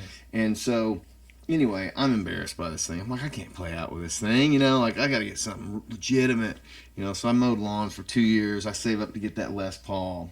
Anyway. Oh, you've had it that long? You've had it for a long time? I've had it since I was 15. I bought that guitar in ninth or 10th grade. It's you see that picture of Jimmy Page right over there to the left of the plaid curtains with that guitar? I'm trying. I see it. Sorry, I was looking too high. So that's the guitar Jimmy used to play live, and that was the guitar I wanted. It's a Cherry Sunburst, 70s era, Les Paul. Anyway, I saved up the money for 2 years, and then I couldn't find one. Because, who's got a 1970s era Les Paul Cherry Sunburst, right? We finally found one up in Missouri. Dad found it. I was a couple hundred short. He paid the difference. I'll never forget that, Dad. But, so anyway, I got a Gibson Les Paul, right? And a Les Paul does not make you a good guitar player.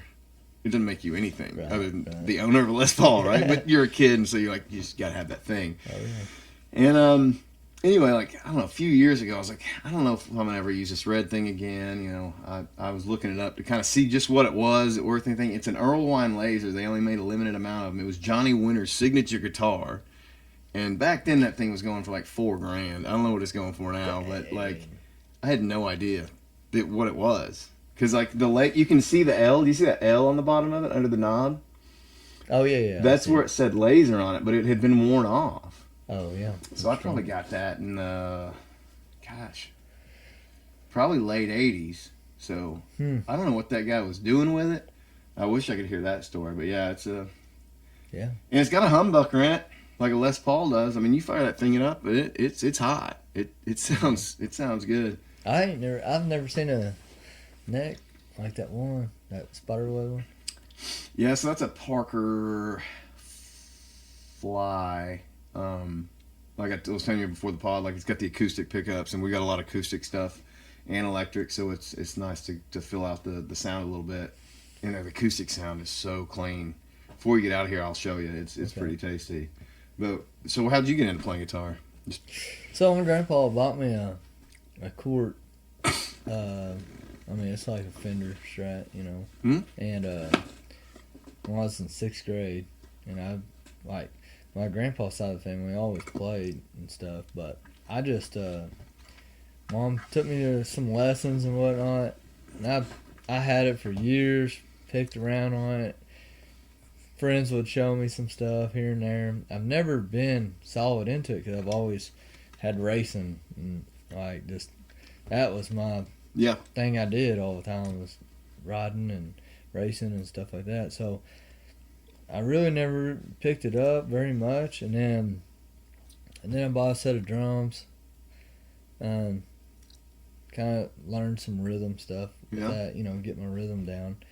Ended up selling those, and then Eden finally got me I was kind of burnt out trying to learn the stuff that I was interested in at the time with electric guitar. I was like, I want an acoustic, Yeah. She ended up getting me an Ibanez, perfect, smaller campfire player. Yep. And anyways, I started beating around on that. Couldn't never really ever strum like a rhythm. Really? I'd always be just a little picker, Yeah. And then finally started learning all them chords. I played it. I went and bought me a Gibson X Series acoustic guitar. Played at church, Nice. It was an electric acoustic, and that Ibanez ain't. So and I played there for I don't know, a couple of years. Nice. So you've got some practice playing live just stuff. chord So stuff, you're probably better than you think you are. Right now, I'm trying to. I just now got me a Jackson and a Fender Stage amp, Fender Stage 100, I think it is. And I got it while I was still in my sling, and then I'm just this past week I've been playing, trying to learn the pentatonic scale. So, just trying to learn that side of things, because then I could, play like while someone else is playing, I know what key they're in and where I can play and stuff. Yeah. That was been a big, that's a step once you. I feel like to hear, you got to have that. Certainly. So Yeah, it's a journey, and everybody takes it at a different pace. Like by the time I was 15, I was playing shows. Like we had a place in Fayetteville. I don't know if you remember it, Clunk. So it was over. It's on College. It's down close to where Ben Jacks used to be. Yeah. Anyway, it was around that little stretch there, but Sunbridge or whatever. Yeah. It wasn't on that street. It was on. Oh. It was right off of. It was a little past Ben Jacks, but down in that area. Yeah, I got you. But it was basically a dude who had like a warehouse and a stage, and anybody could play. Like you didn't have, like we were in junior high. They need that again. Huh? I said they need something like that again. Dude, honest to God, it was the coolest thing because we were 15 and we had a place to play a live show that our friends could come to. So they didn't serve alcohol, so that you didn't have an age limit. They didn't serve anything. Like, he didn't sell snack. Like, it was just, you pay a cover charge to get in to see your buddies. And, God, a lot of them were even free shows. But, like, the guy was just passionate about local music. And so you got your chops up at this place. Yeah. And, it gave you at least an experience that wasn't in your garage. And so now you can play live. Now you're getting good. Like, now you're now you're playing sets. You got more people coming in, local radio. Did you play grunge back then? Is that what y'all played? Like grunge stuff? We were doing all original. Oh, We did all originals until after, like, even through the 90s, there was a big original music scene in Fayetteville. Like, there was a big hard rock metal scene that we kind of got into. That was my second band.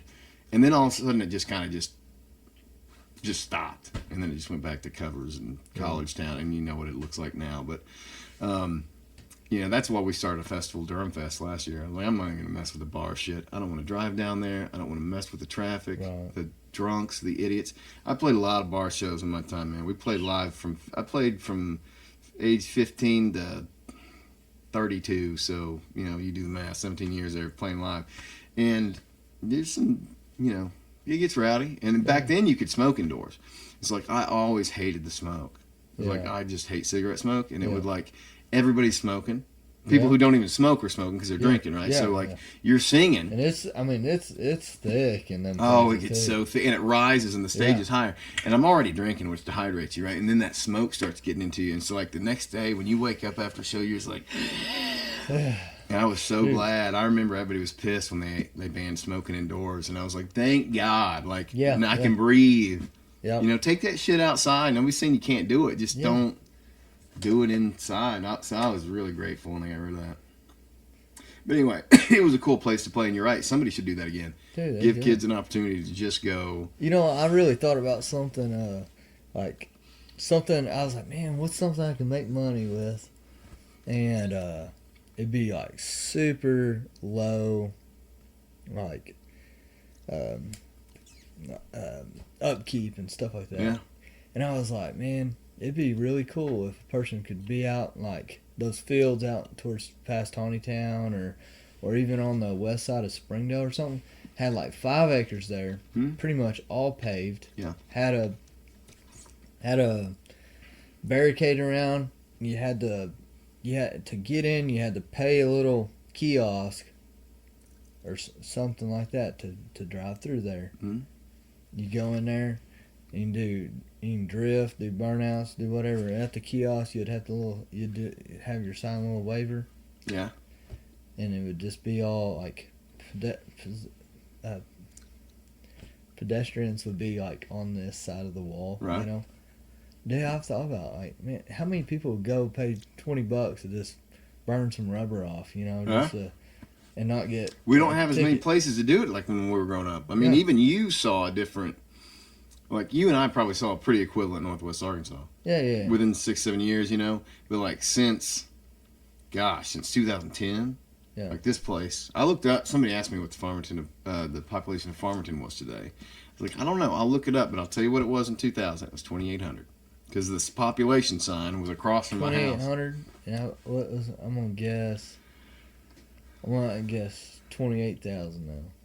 No, that's probably that's too too high. much. Too much. It's almost 10, though. It's right at 10. Yeah. If you look at the Farmington, and then in between, like, Prairie Grove and Farmington. yeah, but Prairie Grove has not had like the money that's gone into Farmington. Like Farmington went to the state championship this year in high school football, right? Like they've got. So I coached 6th grade football this year. My middle Elkins middle did one too was- for the first time. They won the state championship. Yeah, they went, but they didn't win. Yeah, we didn't either. Well, it wasn't the They were first time. We went in 4A, 1973. but We were Farmington's 5A. 5A. Yeah. Yeah, it was the first time we'd gone since 73, which is weird because a lot of the guys that were on that state championship team for 73, I played with their kids, right? They were on either side of me and on my grade. Yeah. So every year you played, you were on the team with one of their kids, Mm-hmm. right? So you always, in 73. And so on this team, there were a couple of grandkids from that team, which is kind of cool. It's Yeah. a lot of people in Farmington Elkins, they stay in Farmington Elkins, when Mm-hmm. you got a lot of new people around here that just don't really understand what it's like growing up in a place like this, No. but it's not a place like that anymore. No. They've changed it. Yeah. And So it keeps driving people like us farther and farther Oh out. yeah. I knew it's like Northwest Arkansas. I know like 2 years ago they were saying it was like 43 people a day move in. To Northwest Yeah, I've heard those numbers, and now I just started a new job, and I hear people because you get people moving to Northwest Arkansas for jobs because you got that central hub up there in Bentonville, right? And I heard a guy saying, "Yeah, I told my parents, it was great up here, and now they're moving here, and my cousins are moving here, and it's like." So you guys are bringing people with you? Yeah. So it's like, it's not just a person and their family coming for a job. It's like they get Yeah. down here and they're like, hey, it's not a big city. It's not terrible. There's country. It's beautiful out here. And everybody's like, oh, wow. They did a South Park episode about this in like early seasons about like, they basically started hosting the, what's that big movie festival? You don't have a good memory. You wouldn't know. That's right. No, there is a big movie festival that everybody goes to every year. Movie festival? Yeah, what's the big one? I ain't never heard of such. Damn it. It's, shit, it's on the tip of my tongue. I don't even know where my phone is. But anyway, they moved it to South Park, right? Because it was a quaint little mountain town and there weren't a lot of people, right? And so then all these agents and celebrities start moving there and then the town turns to shit, right? That's where we are right now. Yeah. In Farmington, Arkansas. Yep. But we went to state championship, so I think it's all worth it, right? I don't know. I don't like change, and I don't like the country turning. I took a route from Cave Springs to Prairie Grove one time, just as a back road that I used to take, and just because I like driving out in the country. Yeah. And I was like, where to go? Like there's subdivisions, apartment complexes. I mean, Yeah. it's yeah. just. That's what we do at work. Is we do all not all of Roush Coleman and not all of Schubert Mitchell. There's still some. I think we do most of. You in construction? Yeah. You know Most Audie of- Overton? Who? Audie Overton? Audie? Mhm. That used to work at Bauman and Crosnell or something. Did he? I don't know where work I think he's working for Coleman now. I don't know. Oh yeah. He Yeah. went to Coleman. Yeah, Yeah. you know him? Yeah. Yeah, he's my cousin. Really? Well, he's married to my cousin, but yeah, Nice. he's been on the pod several times. Oh, nice. He's a good dude. Yeah. He's coming on the 28th, actually. We used to. I mean, I used to have. I stopped with Roush Coleman because I was. I wouldn't get too deep into Yeah. why or anything. I don't. Oh well, I'll do that. Save yourself legally. You don't have to say anything. No, I do all the underground. Yeah. But like I'm on a Miniacs all the time. But Yeah. anyways, like all the subdivisions and everything, like all that Park Meadows by Highland Dairy and stuff. That's all Roush. I mean, just how many houses go up in a year? So you're part of the problem. Yeah, I'm helping it. I know, dude. We all gotta get jobs, right? Yeah. I'm part of the problem. I'd I'm rather- doing it too, man. I'd Like rather not in that just- way, but in my own way. I wish it was back. I wish it was simple. Like, I feel like it was a lot simpler. Well, this area was probably behind the times, like nationally. I get you. You know what I mean? Mm-hmm. Like we were still in a pocket that was very much like probably 1950s to some city. You know what I mean? Like behind the times. Yeah. But that was great. I loved it. It was family values. Yeah. You knew your friends. You knew everybody. You knew everybody in the whole You didn't town. lock your doors. It was a different time. I mean, I didn't drive or do anything in the 90s. That wasn't that old Yeah. in the 90s, but I still remember it. Yeah. I have a good long-term memory, but You names is my problem. Like, right. Names, but But no, it's sad when you grow up in kind of small town. Like I said, 2,800 people and now it's 10,000.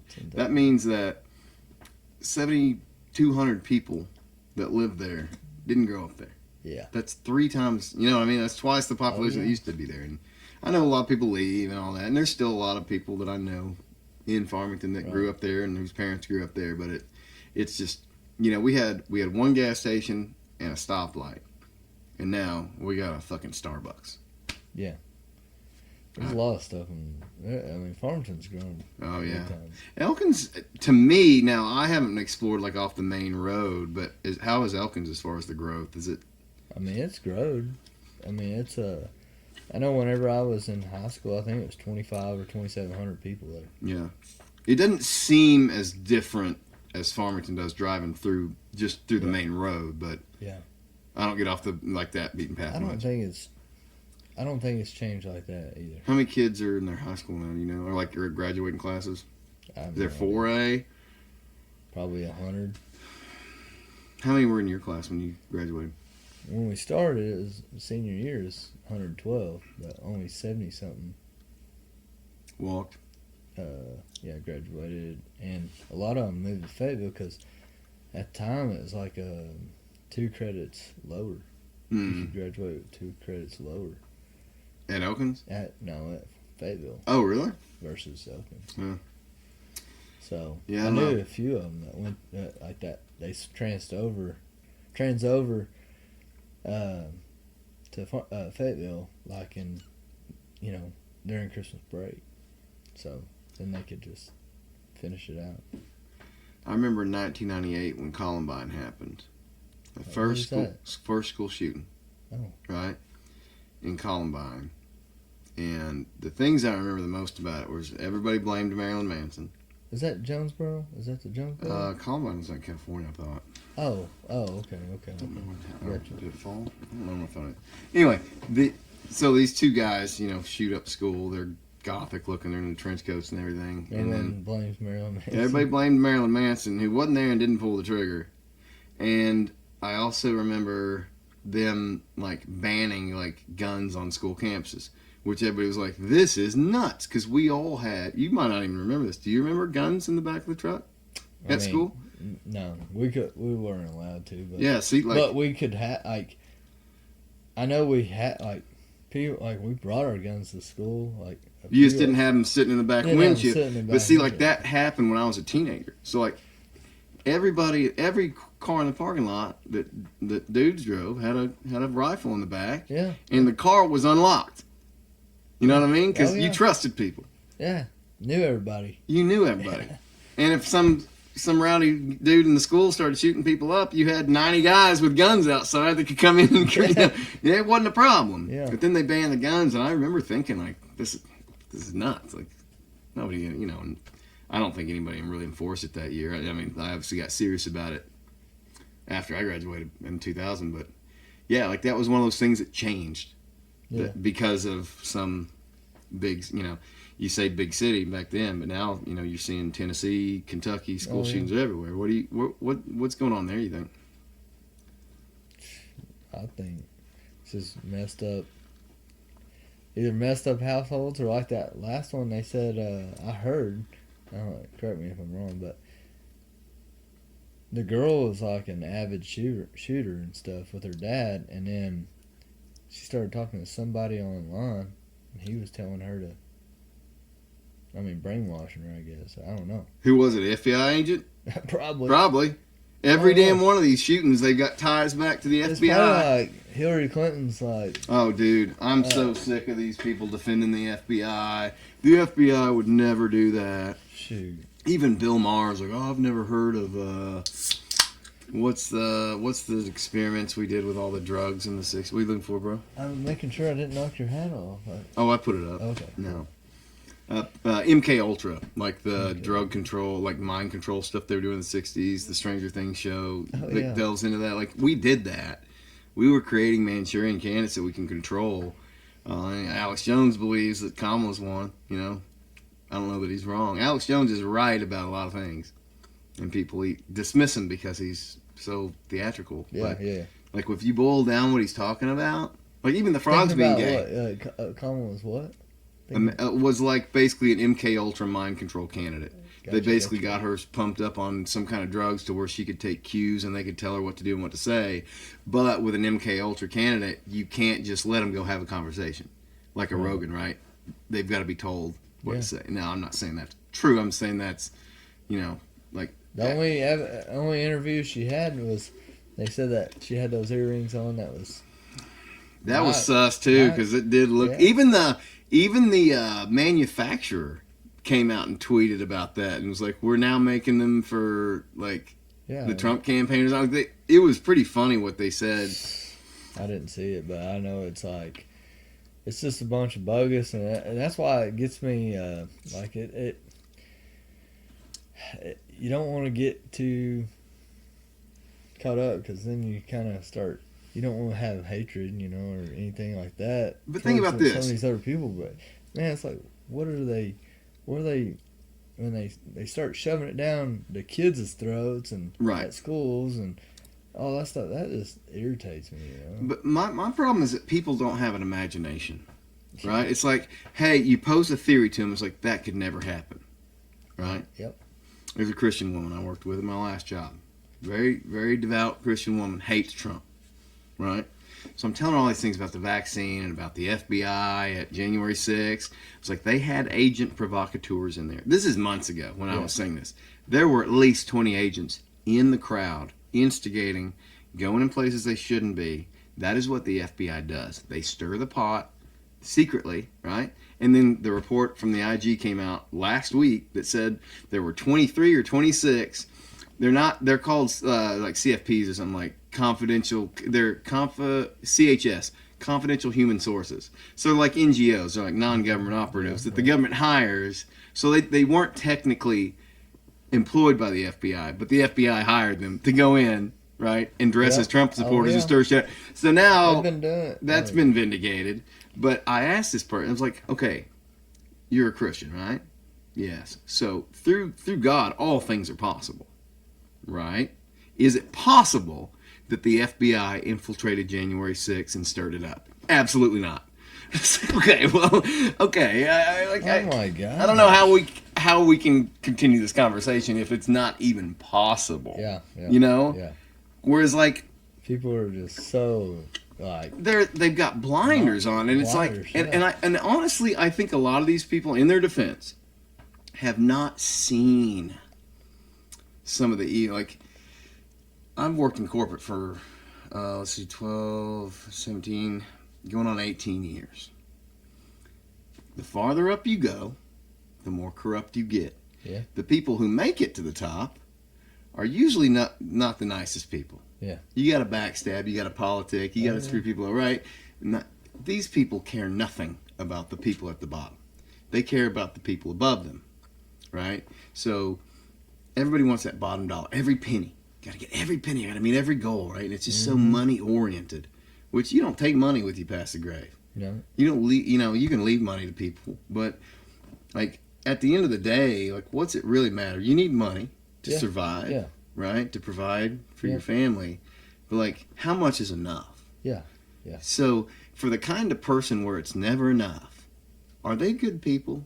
Where that's the only thing they prioritize? Is it possible that those people might make deals with other people like themselves to cut out competition or to make other people look bad and to use their power? It is very possible. Yeah. And it's done every day in every corporation, in every government in the world. So to say it's not possible is the most asinine, unimaginative comment that somebody can make. Especially with the government, because it's not technically, like, there's so much stuff, like, the money is just in the air for them, almost. But it goes deeper than that. Yeah. These same people will admit China does it, Russia does it, because they're bad guys, but we're the good guys. Yeah.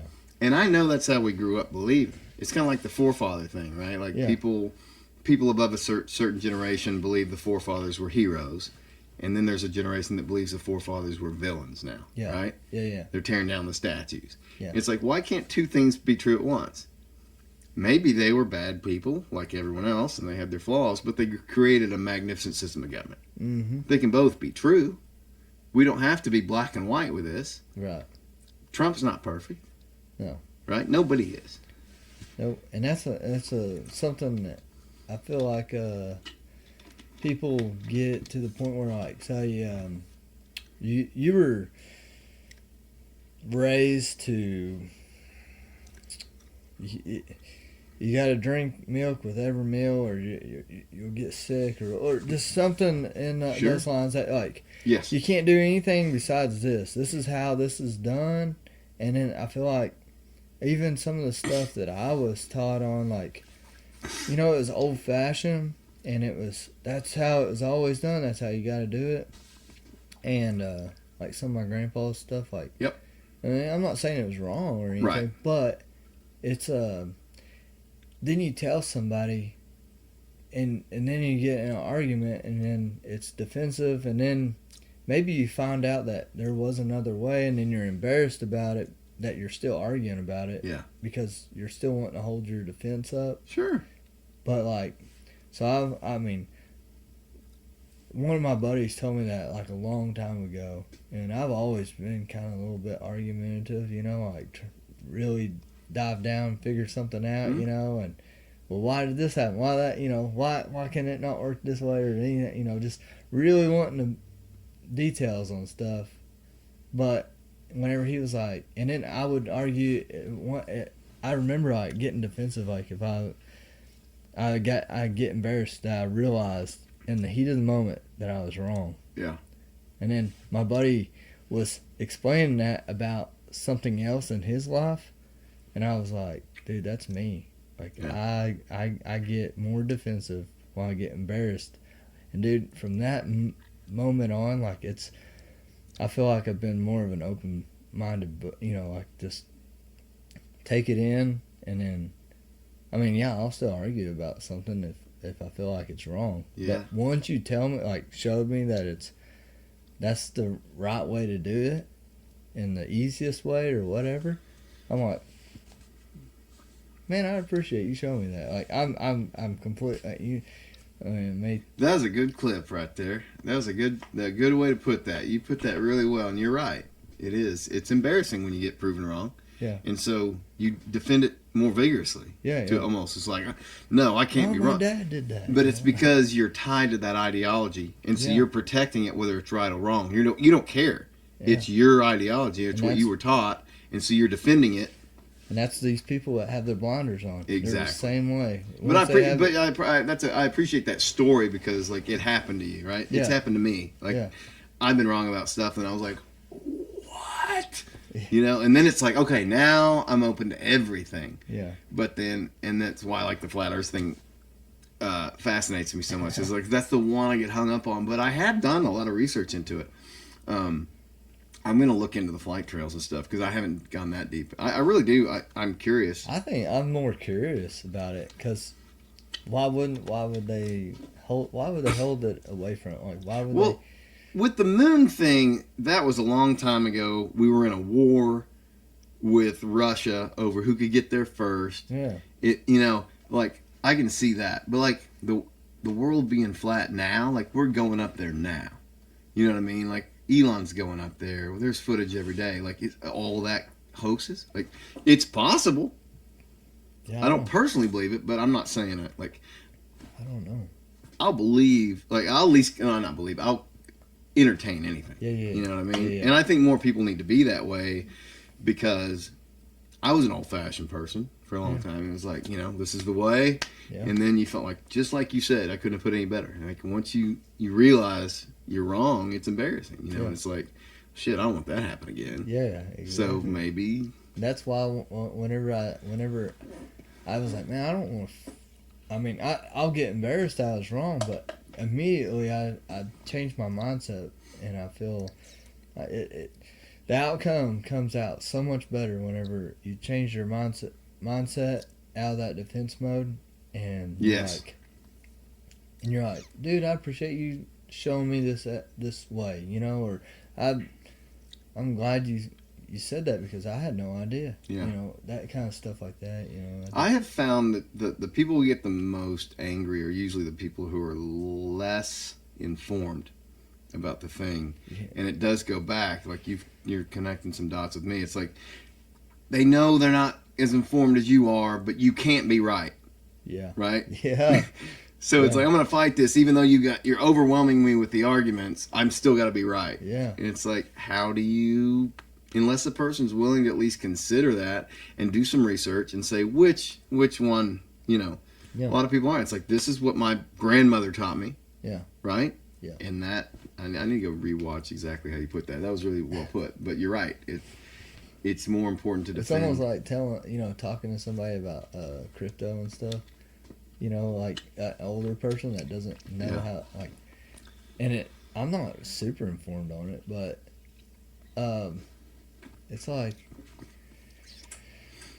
they don't understand it, and then you So you try therefore to it has talk no to value. Yeah, no Yeah. value, and they're already defensive about Yep. it, and it's like, and then it's the same thing. There ain't about nothing the, good come out of crypto. Yeah. Yeah, I've And heard it's the same thing about the flat. They're just like, well, why is the moon round? Why has it been taught in schools? And that's why I'm like, Well, it being taught in schools is not an argument I'm because just like, in fact, I think the schools teach a lot of bullshit, and I think the Department of Education is about to be. yeah, dude. I I mean, think have you no? He's not appointed anybody yet. it's bad. It needs like, to go. It needs, like, I don't understand. Like, so many people. I wish that they may make them, but I wish there was like homeschooled schools. There are. Okay. There's a bunch. We're part of one. Co-ops, what they call them. Oh, So it's okay. like basically the parents get together and teach classes. Dude. Yeah. And There was a huge surge in it during COVID because everybody was homeschooling, right? 'Cause, Yeah. like that's when my wife always wanted to homeschool, and I was like, no, I want them to have the experience. I want, because when I was growing up, homeschool kids were weird, dude. They were Nowadays- isolated. My kid has, like, I'm sorry, like, I mean, I don't care if it offends you, but I'm just saying, like, whoever it is, I mean, I care about the person that gets offended, but, I mean, truth hurts. You shouldn't. But, You shouldn't.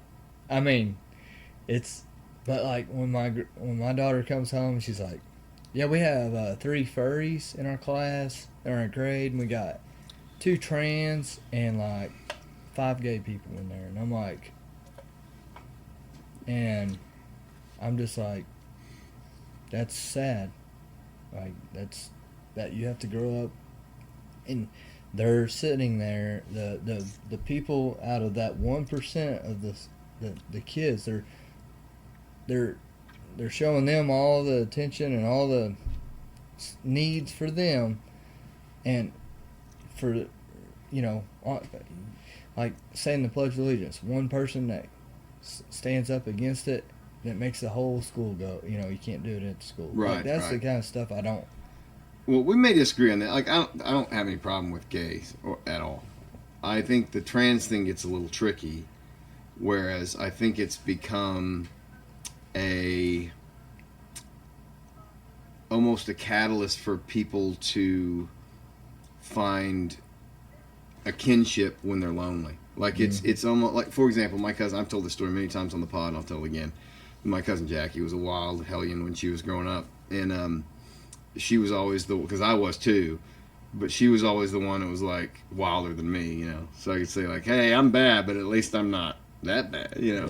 And she told me not too long ago, she was like, if I was in like junior high today, I would be trans, and I'd go all the way with it, just to piss my parents off, or just to like fuck the system, Yeah. just to be, because there's a lot of people who just are loners and lonely and don't make friends well, or introverts, and they just don't know how to really connect with people.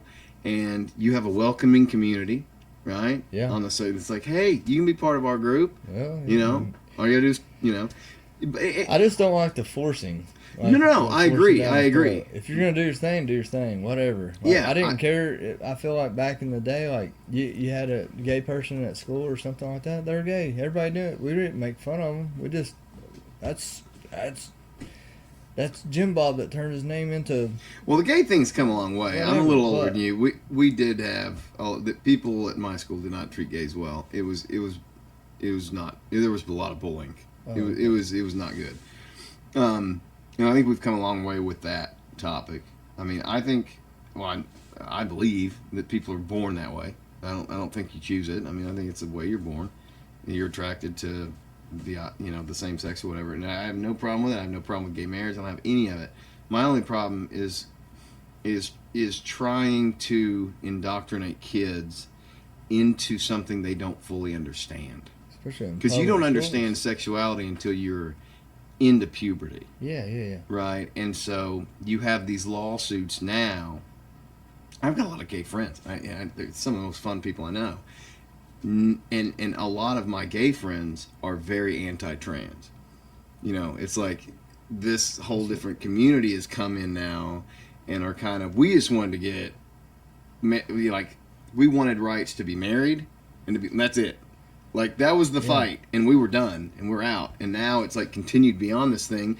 But, and so my question to them is, like, why aren't you speaking up about it then?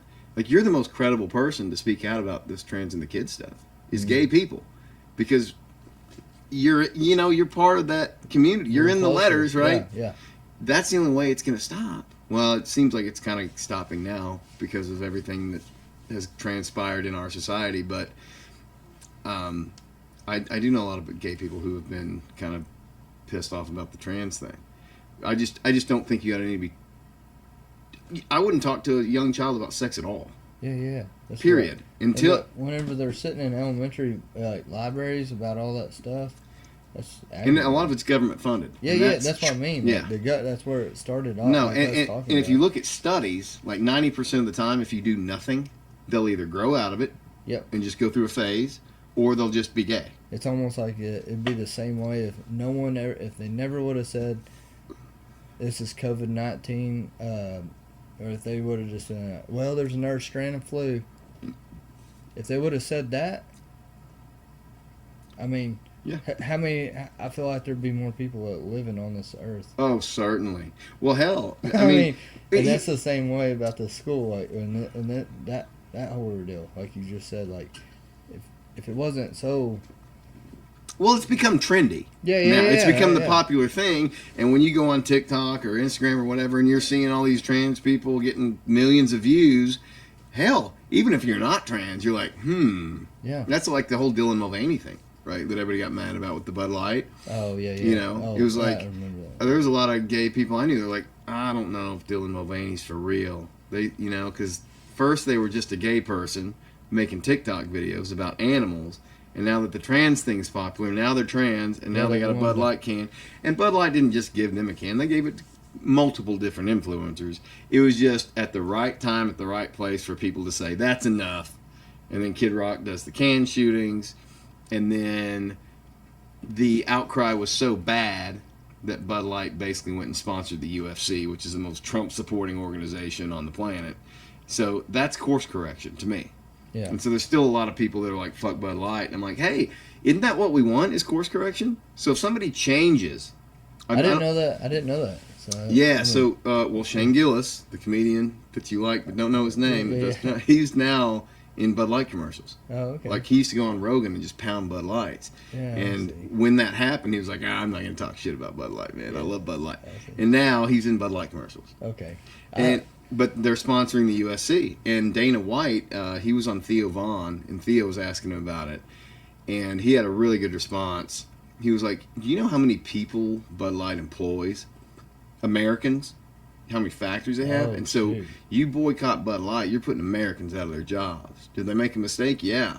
But they realized they made a mistake, and now they're putting their money where their mouth is, and they're course correcting. That's cool. And I think there should be a path to redemption in this country. Yeah. You know, because everybody's like, oh, you fuck up once, you're dead forever. I wish they would do a lot of that. You know, like, hey, let's kind of turn it back a little bit. I'm already starting to see commercials with masculine men again. Like, it's starting to come around. You know, not even just that, how you know, everyone looks back and says how cool the 80s and 90s were. You know? Like, if the history would let it repeat itself, you know, or turn course of correction, you know. And I'm sure it wasn't perfect. I didn't live a black experience in the 90s or a gay experience. Yeah. So for a straight white male in the 90s, it was awesome. Did somebody else not have as good an experience? Probably not, and that sucks. But growing up in Arkansas, in a small town, and at my era, like, before Obama, it was, no one thought nothing about a. Yeah, there was a couple of redneck guys that would just joke around about stuff, you know. You know, and it was bad. I mean, we've both seen wasn't some bad shit. Yeah. But, There's definitely was some. But out of all the people, you know, like in a small school and stuff like that, like everyone would just, I mean, like treat them like anybody else, you know. But then, but then Obama came and it was brought back to attention, you know, and then put it in people's heads. Like, Well, it was an agenda, yeah. Yeah. And so, I think it was an agenda to divide America. Yeah. I mean, and it worked for a long time, and I'm hoping we're coming out of this. That's why I feel like that's why you have that subtleness right now. You were talking about earlier. Yeah. You know, I just feel like it's kind of at a calm. It is, but that's also my fear. Is that it's the calm. We're in the middle of the hurricane right now. It's the calm. Yes, I'm afraid we're like in the eye. Like everything's gonna be cool, and then on Inauguration Day, there's gonna be some New Jersey drone fly over and just nuke the. You know what I mean? Yeah. My buddy Steven was like, "Dude, you going to the inauguration?" I was like, "Hell no, dude! There's gonna be some crazy shit go down that day. I'm not going anywhere near that place. What about all the drones? I'll probably get arrested for January 6th. Yeah. I wasn't even there. For just living in Arkansas, just having an Arkansas driver's license, right? But wasn't one of those dudes from Gravit? Yeah. The guy that's sitting at Nancy Pelosi's. Yeah. Do you know how to get a hold of that guy? Shoot. If anybody would, you would probably. You'd probably look at the court system or something. I wanted him on the pod. Shoot, that'd be good. That would be so fun. That'd be good. What was it like putting your feet up on Nancy Pelosi's desk? That'd be nice. Like, and it wasn't like they just freaking. They make it out like it was horrible. Like it was. The only time I thought it was horrible was literally the moment it was happening. Like when it was happening, I was like, "Oh shit, what's going down?" You know, and then it was like, "Oh, they're just nobody died, no guns were there." Okay, one person died, but it wasn't a cop. It was actually a Trump supporter shot by a cop. Okay. It was a girl, wasn't it? Yeah, it was Ashley Babbitt was her name. There was an officer that died like a day later, but it was from medical causes. Yeah, there were no officers that died on the day of January. They painted it as like this slaughter of officers. There's only one person died. It was Ashley Babbitt, and I've seen the footage. She is climbing up into a place where she probably shouldn't be, but she shouldn't have been. The footage is available. I think was it Tucker that put it out? That's probably why they fired him, because he put out like a bunch of footage. Mike Johnson released like 2,000 hours of footage when he got made Speaker of the House, and then there were several documentaries put out. Epic Times did a great one that was like the real January 6th story, where they basically had, because there's thousands of cameras around there. One side of the building, nothing happened at all. The other side of the building, there were just a couple of provocateurs that kicked off everything. And one of them was a cop who threw a grenade down into... I'll tell you what I think it is. So you heard there was a bomb? You heard about the bomb that was located close by? So there's video footage of what is probably an FBI agent planting a suspicious package somewhere. Okay. I think that was the setup and the catalyst for what happened January 6th. So what happens is somebody sees a suspicious package planted. We got a bomb threat called in. Consider the J6 people dangerous. Now that changes the attitude. Yeah. Even though they're the one who planted the bomb, right? That's the communication going up. Yeah. So now we're treating these people as hostile. So now the police are scared. Oh, there's weapons found. These people are here to be serious. We just thought this was a protest. So they manipulated the officers who were there to change their mindset from these are peaceful protesters to there are weapons that have been found. These people are dangerous. And one guy throws a grenade down, a smoke grenade, a tear gas grenade, an officer, and a dude picks it up and throws it back, and then it's on. I mean, it's all out there. Epic Times, Tucker Carlson's footage. I mean, I'm sure you can find it on YouTube. I've probably watched 80 hours of J6 footage. When that stuff came out, I got obsessed with it. I was like, I want to see every camera, every minute. And most of it is just officers escorting people on a guided tour through the building. I've seen that. Yeah, that narrative is it's over. some of them people's like, what's the worst experience? American history. I've seen some of them talk shows or whatever. Oh, they've compared January that to. 6th They've was- called that the new 9/11. Yeah, they said it was compared to 9/11. Yeah. I'm like, wow, man, I didn't see that one coming. You know. No, I mean the government was behind both of them. What do you think about the 9/11? We haven't got into that one. I think it was. I mean, that they have like Netflix documentaries and all kinds of stuff on that. And I've watched some of that stuff. Who do you think was responsible for it? Who do you think did it? Did we do it ourselves? I don't know. Or did we know about it and just let it go on? Because I don't think there's any way we didn't know it was going to happen. I just feel like there was already pre-planted bombs in there. Because I mean, Well, at least in Tower 5, right? Because like it just goes straight down without getting hit, like a controlled demolition. Yeah, controlled demolition. And it's then like the footage, you know. Like, yeah, it's they'll show like an actual building that was controlled, and then that one, and it's like they'll point out all the stuff. This one's a lot more tangible to me than like Flat Earth, right? Because like with Flat Earth, we're gonna have to get in a set like to prove it, you know. Yeah. Like for us to know good and for all, we both need to get in a rocket and go up. Yeah. Which with 9/11. Yeah. Like there's some really compelling video evidence. Oh yeah. Like the Pentagon, like what happened to that plane that where's hit the the plane? Pentagon? Yeah. Where did it go? It just disappeared. There's just some like it. Yeah. And people, do your own research. Don't listen to either of us idiots. Go out and dig into this stuff. Yeah, I want someone. But keep to your do mind that. open. You know, a lot of this is just fun. People take everything so seriously, whether it's true or whether it's false. Let people have fun exploring this stuff. You know, you have fun exploring it. We got to a point sometime around 2000. I want to say it was 2012 to 15, where jokes just got outlawed. Oh You couldn't yeah. joke anymore. And like that's what boys do, especially. Yeah, I Like feel my kids, like you got a boy and a girl. Do they talk shit to each other? Oh yeah. All the time. Do they? Oh yeah. So I mean, and I Yeah. feel like Well, I got 3 boys, so it's constant, like I'm just sure, talking noise. Some of it's positive, some of it's negative, but a lot of it's just talking shit. yeah. Guys do that. Guys are boastful, you know. Mm-hmm. You look at animals in the animal kingdom, and what do the males do? You know, like they puff up, Oh, and, yeah. you know. Yeah. Guys just talk shit, and girls are more emotional, and they're more storytelling, Mhm. right? We're both very different.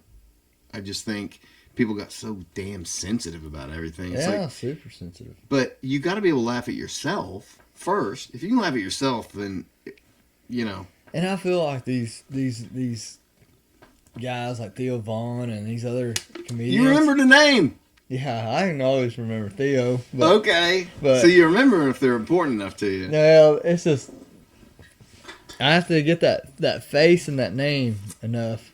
It's but- the mullet in it. Yeah. You should have kept the mullet Shoot, when you cut your that's hair. what everybody said. I'm like, alright. Mullet and a mustache, dude.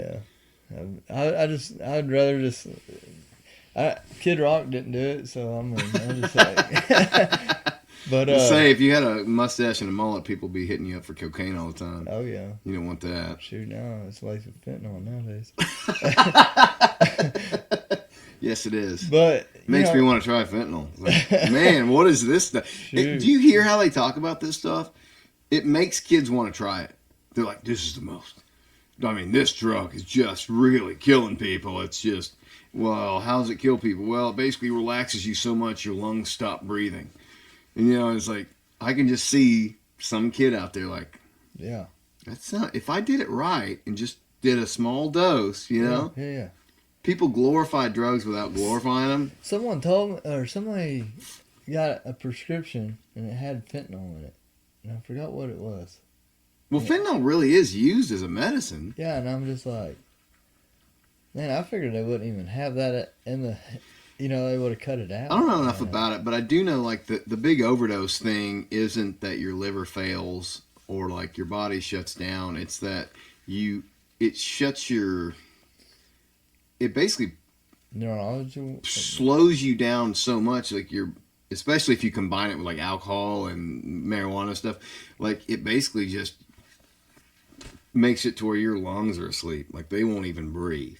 That's how people overdose from it. It's not like alcohol poisoning where your liver just can't process it right and you just shut your liver down.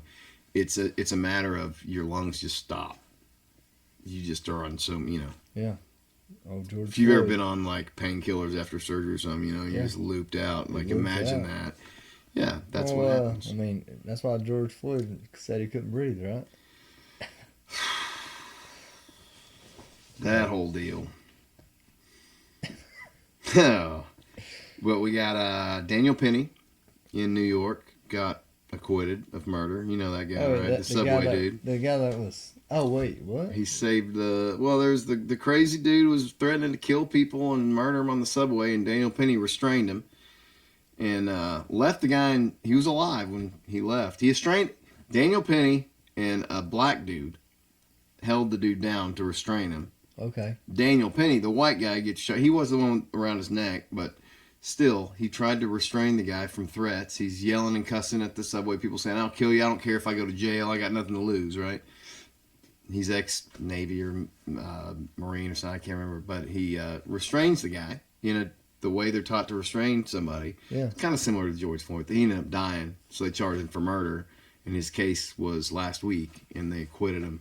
But still, it's like, why does this guy on the subway, have to be the hero? Yeah. Why does a citizen have to do this? And then when the citizen removes the threat, why is he brought up on criminal charges?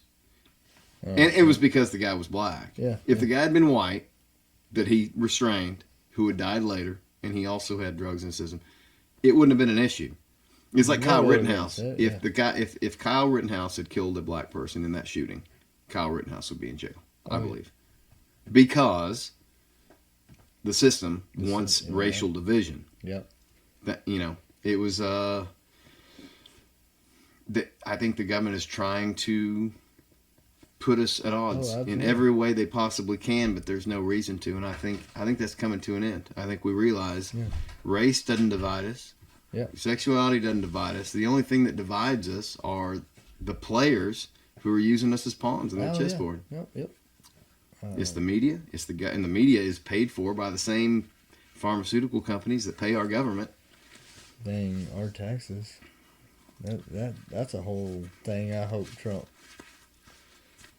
Do you think it's gets figured. possible that they can get rid of income tax if they cut enough from the federal budget and increase tariffs enough? Is it possible? I think anything's possible.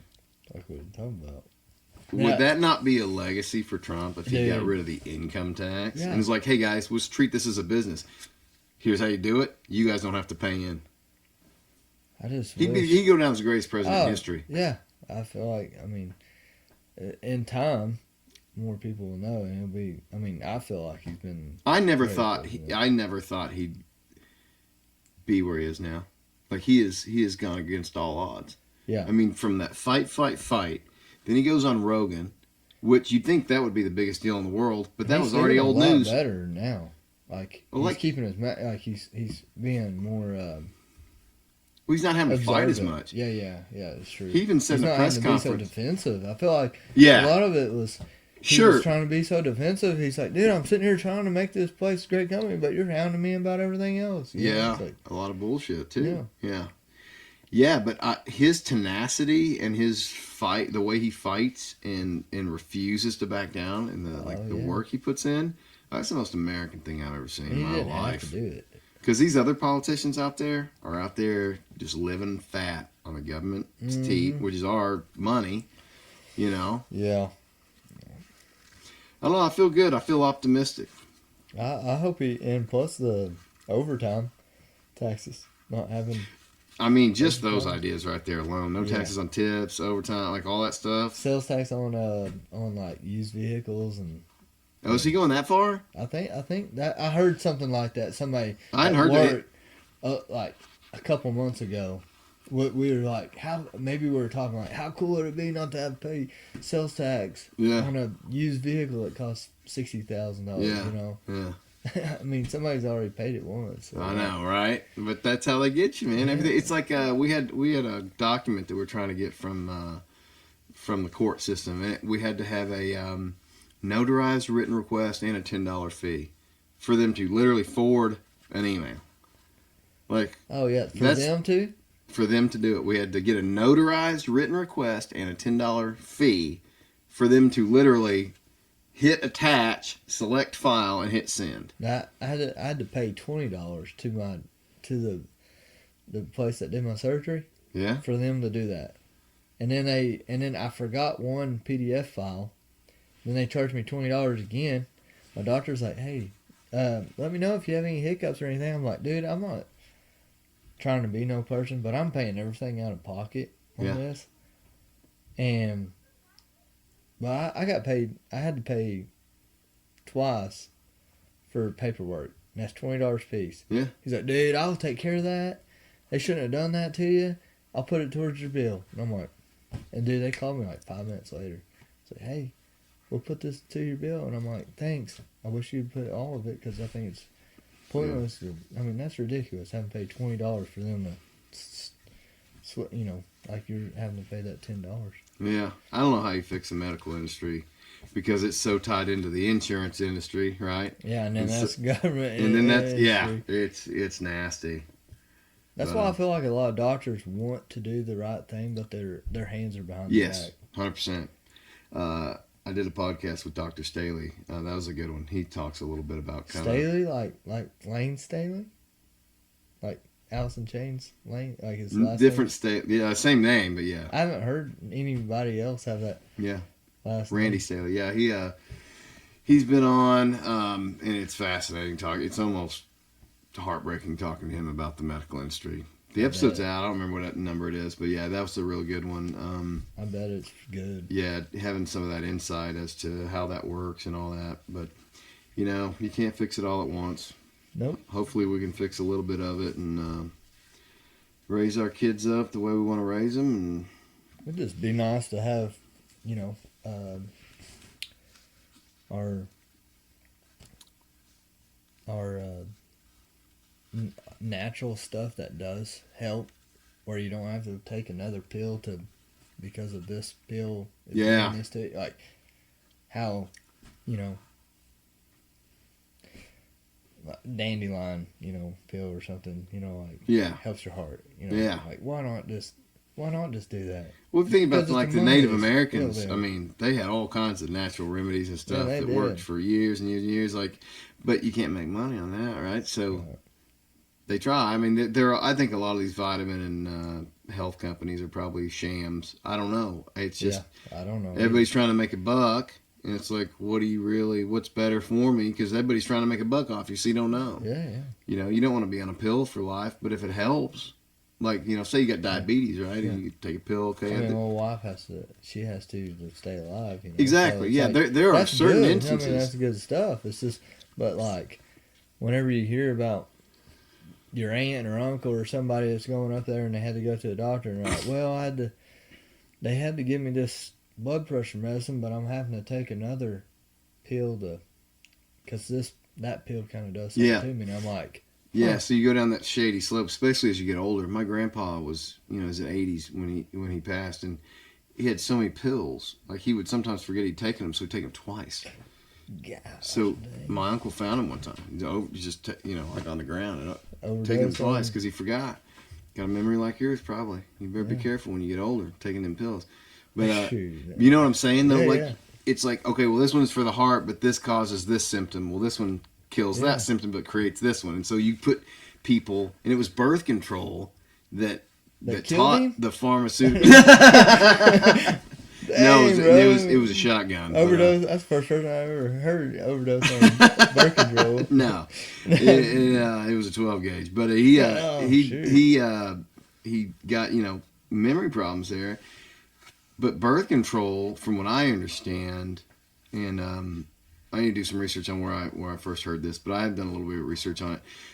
Pharmaceutical companies learn that, like, hey, we can not only get somebody on a medication, but keep on it for life. Because normally when I was growing up, you took medicine while you were sick, and then you got better and you stopped taking that. Yeah. But then they're like, well, we can get people on meds for life. Yeah. Ever ending. And then if that has a little side effect, well, we got something for Got 'em that hooked too. now. And so people are just taking all these things now. Yeah. And so I don't know what the bloodstream looks like. It can't be good for, like, No telling what their stomach or bloodstream. But how does that affect DNA? Does it affect the way children are born? You know, because... Well, I mean, I feel like...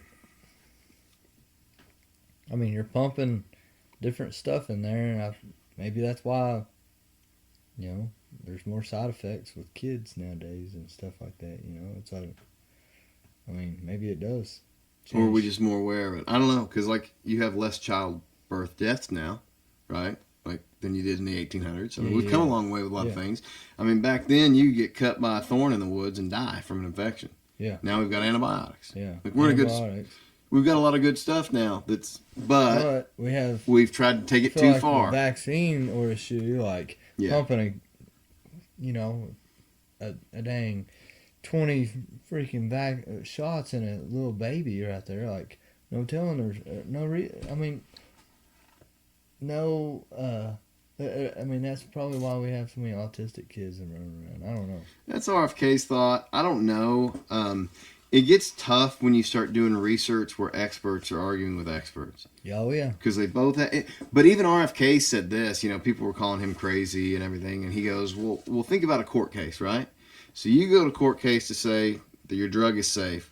I go to court to say your drug is bad. I'm going to bring an expert from Harvard University that's going to say your drug is bad. You're going to bring an expert from Harvard University that says your drug is good. Yeah. So now, both experts are being paid to come up with an argument, right? Yeah. And so then the jury has to decide who's lying. Yeah. Why should we be there? You know what I mean? Like, it's just, I don't know. You just got to find, like, statistics on, like some... But they weren't keeping statistics back then. You know what I mean? Yeah. How do you ever prove... Like, was there a rise in it? Definitely been a rise in it. Now, like, there's way more people. I think there's there's a statistic nowadays in the past probably 20 years. Like, I think it's one of those Middle Eastern countries over there, but they give these like teething things it's peanut butter based. There's like 99.9% chance of the kids there that it's not allergic to peanuts. But like here, there's like oh, the allergies over here. The allergies, oh, yeah, and we're not allowed to give them peanuts. The gluten and the peanuts and all that shit. Yeah, a year. Now they changed it to a year and a half, and then they brought it back down to a year. It's like, man, no wonder they're allergic. I know several buddies of mine that's allergic to shellfish and peanut allergies and stuff like that, and I'm like, I just wonder if it's vaccines. I wonder this stuff, you know. Yeah. I wonder about it because like we're introducing it to them sooner or I don't know. Yeah, who knows? I know somebody told me something about the Amish people. Like, you can do a lot of research, statistic, research on it with Amish people because they don't. Yeah. I guess. Well, they don't get sick. Yeah. They got immune systems because they're working in the dirt. I remember that COVID vaccine and all that. That guy, they used that. The Amish community. They're like, we ain't getting sick. We ain't dying. Yep. Now I remember that. One thing I'll say, like, we're not like real like antiseptic people around here. Like, wash your hands when you take a shower. Like, otherwise, play in the dirt. Who cares? But I know people who are like, their kids are antiseptic. It's like every time they come in from outside, it's washed down with alcohol pads and all that stuff. Those kids are sick all the time. Yes. They are literally one to another to another. It is somebody in that household is always sick, yet they're completely antiseptic, right? They're cleaning everything. Whereas we don't even care. It's like, hey, it's shower night this week. Go get the chunks off. Yeah. Well, I can count on one hand how many times each one of my kids, like, combined, have been sick. Of 14 plus 12, that's what, 26 plus 9, so 35 years of years of child's living. I can count on one hand how many times they've all been sick. Dang. I don't know if that's why. Yeah. Oh, But it certainly has evidence to support it. Yeah. Because your body gets used to fighting off these little things, Yeah. little bacterias in the earth, little dirt, little stuff. Your immune system's like just kicking ass, right? Yeah, and then yeah. when something big comes along, it's like no big deal. Whereas your immune system never fights anything; it's just protected all the time. And then it gets a little cold Yeah. that sneaks in, and it's like I don't know how to handle this. Yeah. Exactly. You know? Exactly. It's like constant, and that's something different living out in the country versus living in the city. Oh yeah. You know, it has to do with the level of protection of parents to their kids. And I'm not saying parents are, you know, I think they're doing what they think is right? Yeah. Oh, germs are bad, we got to get you clean. But I think it ultimately harms kids if you're being too clean. I think there was it's like Middle of the having a road. strict parent and a non-strict parent. Yeah. It's like I don't want to be too strict as a parent. I don't want to be Too liberal, let them Yeah. do whatever the hell they want. so I'm gonna be right there in the middle. Right there in the you know? middle. That's a good That's place kinda- to be for all of us. Yeah. I think it's a good way to end this show, my brother. Alrighty. Stay in the middle lane. All right. And you stay alrighty. safe. You only got 4 lives left. I know it. Thanks for coming on, Yeah, dude. dude, thank This was you. awesome. I appreciate Tell it. your mama I said hi. All right.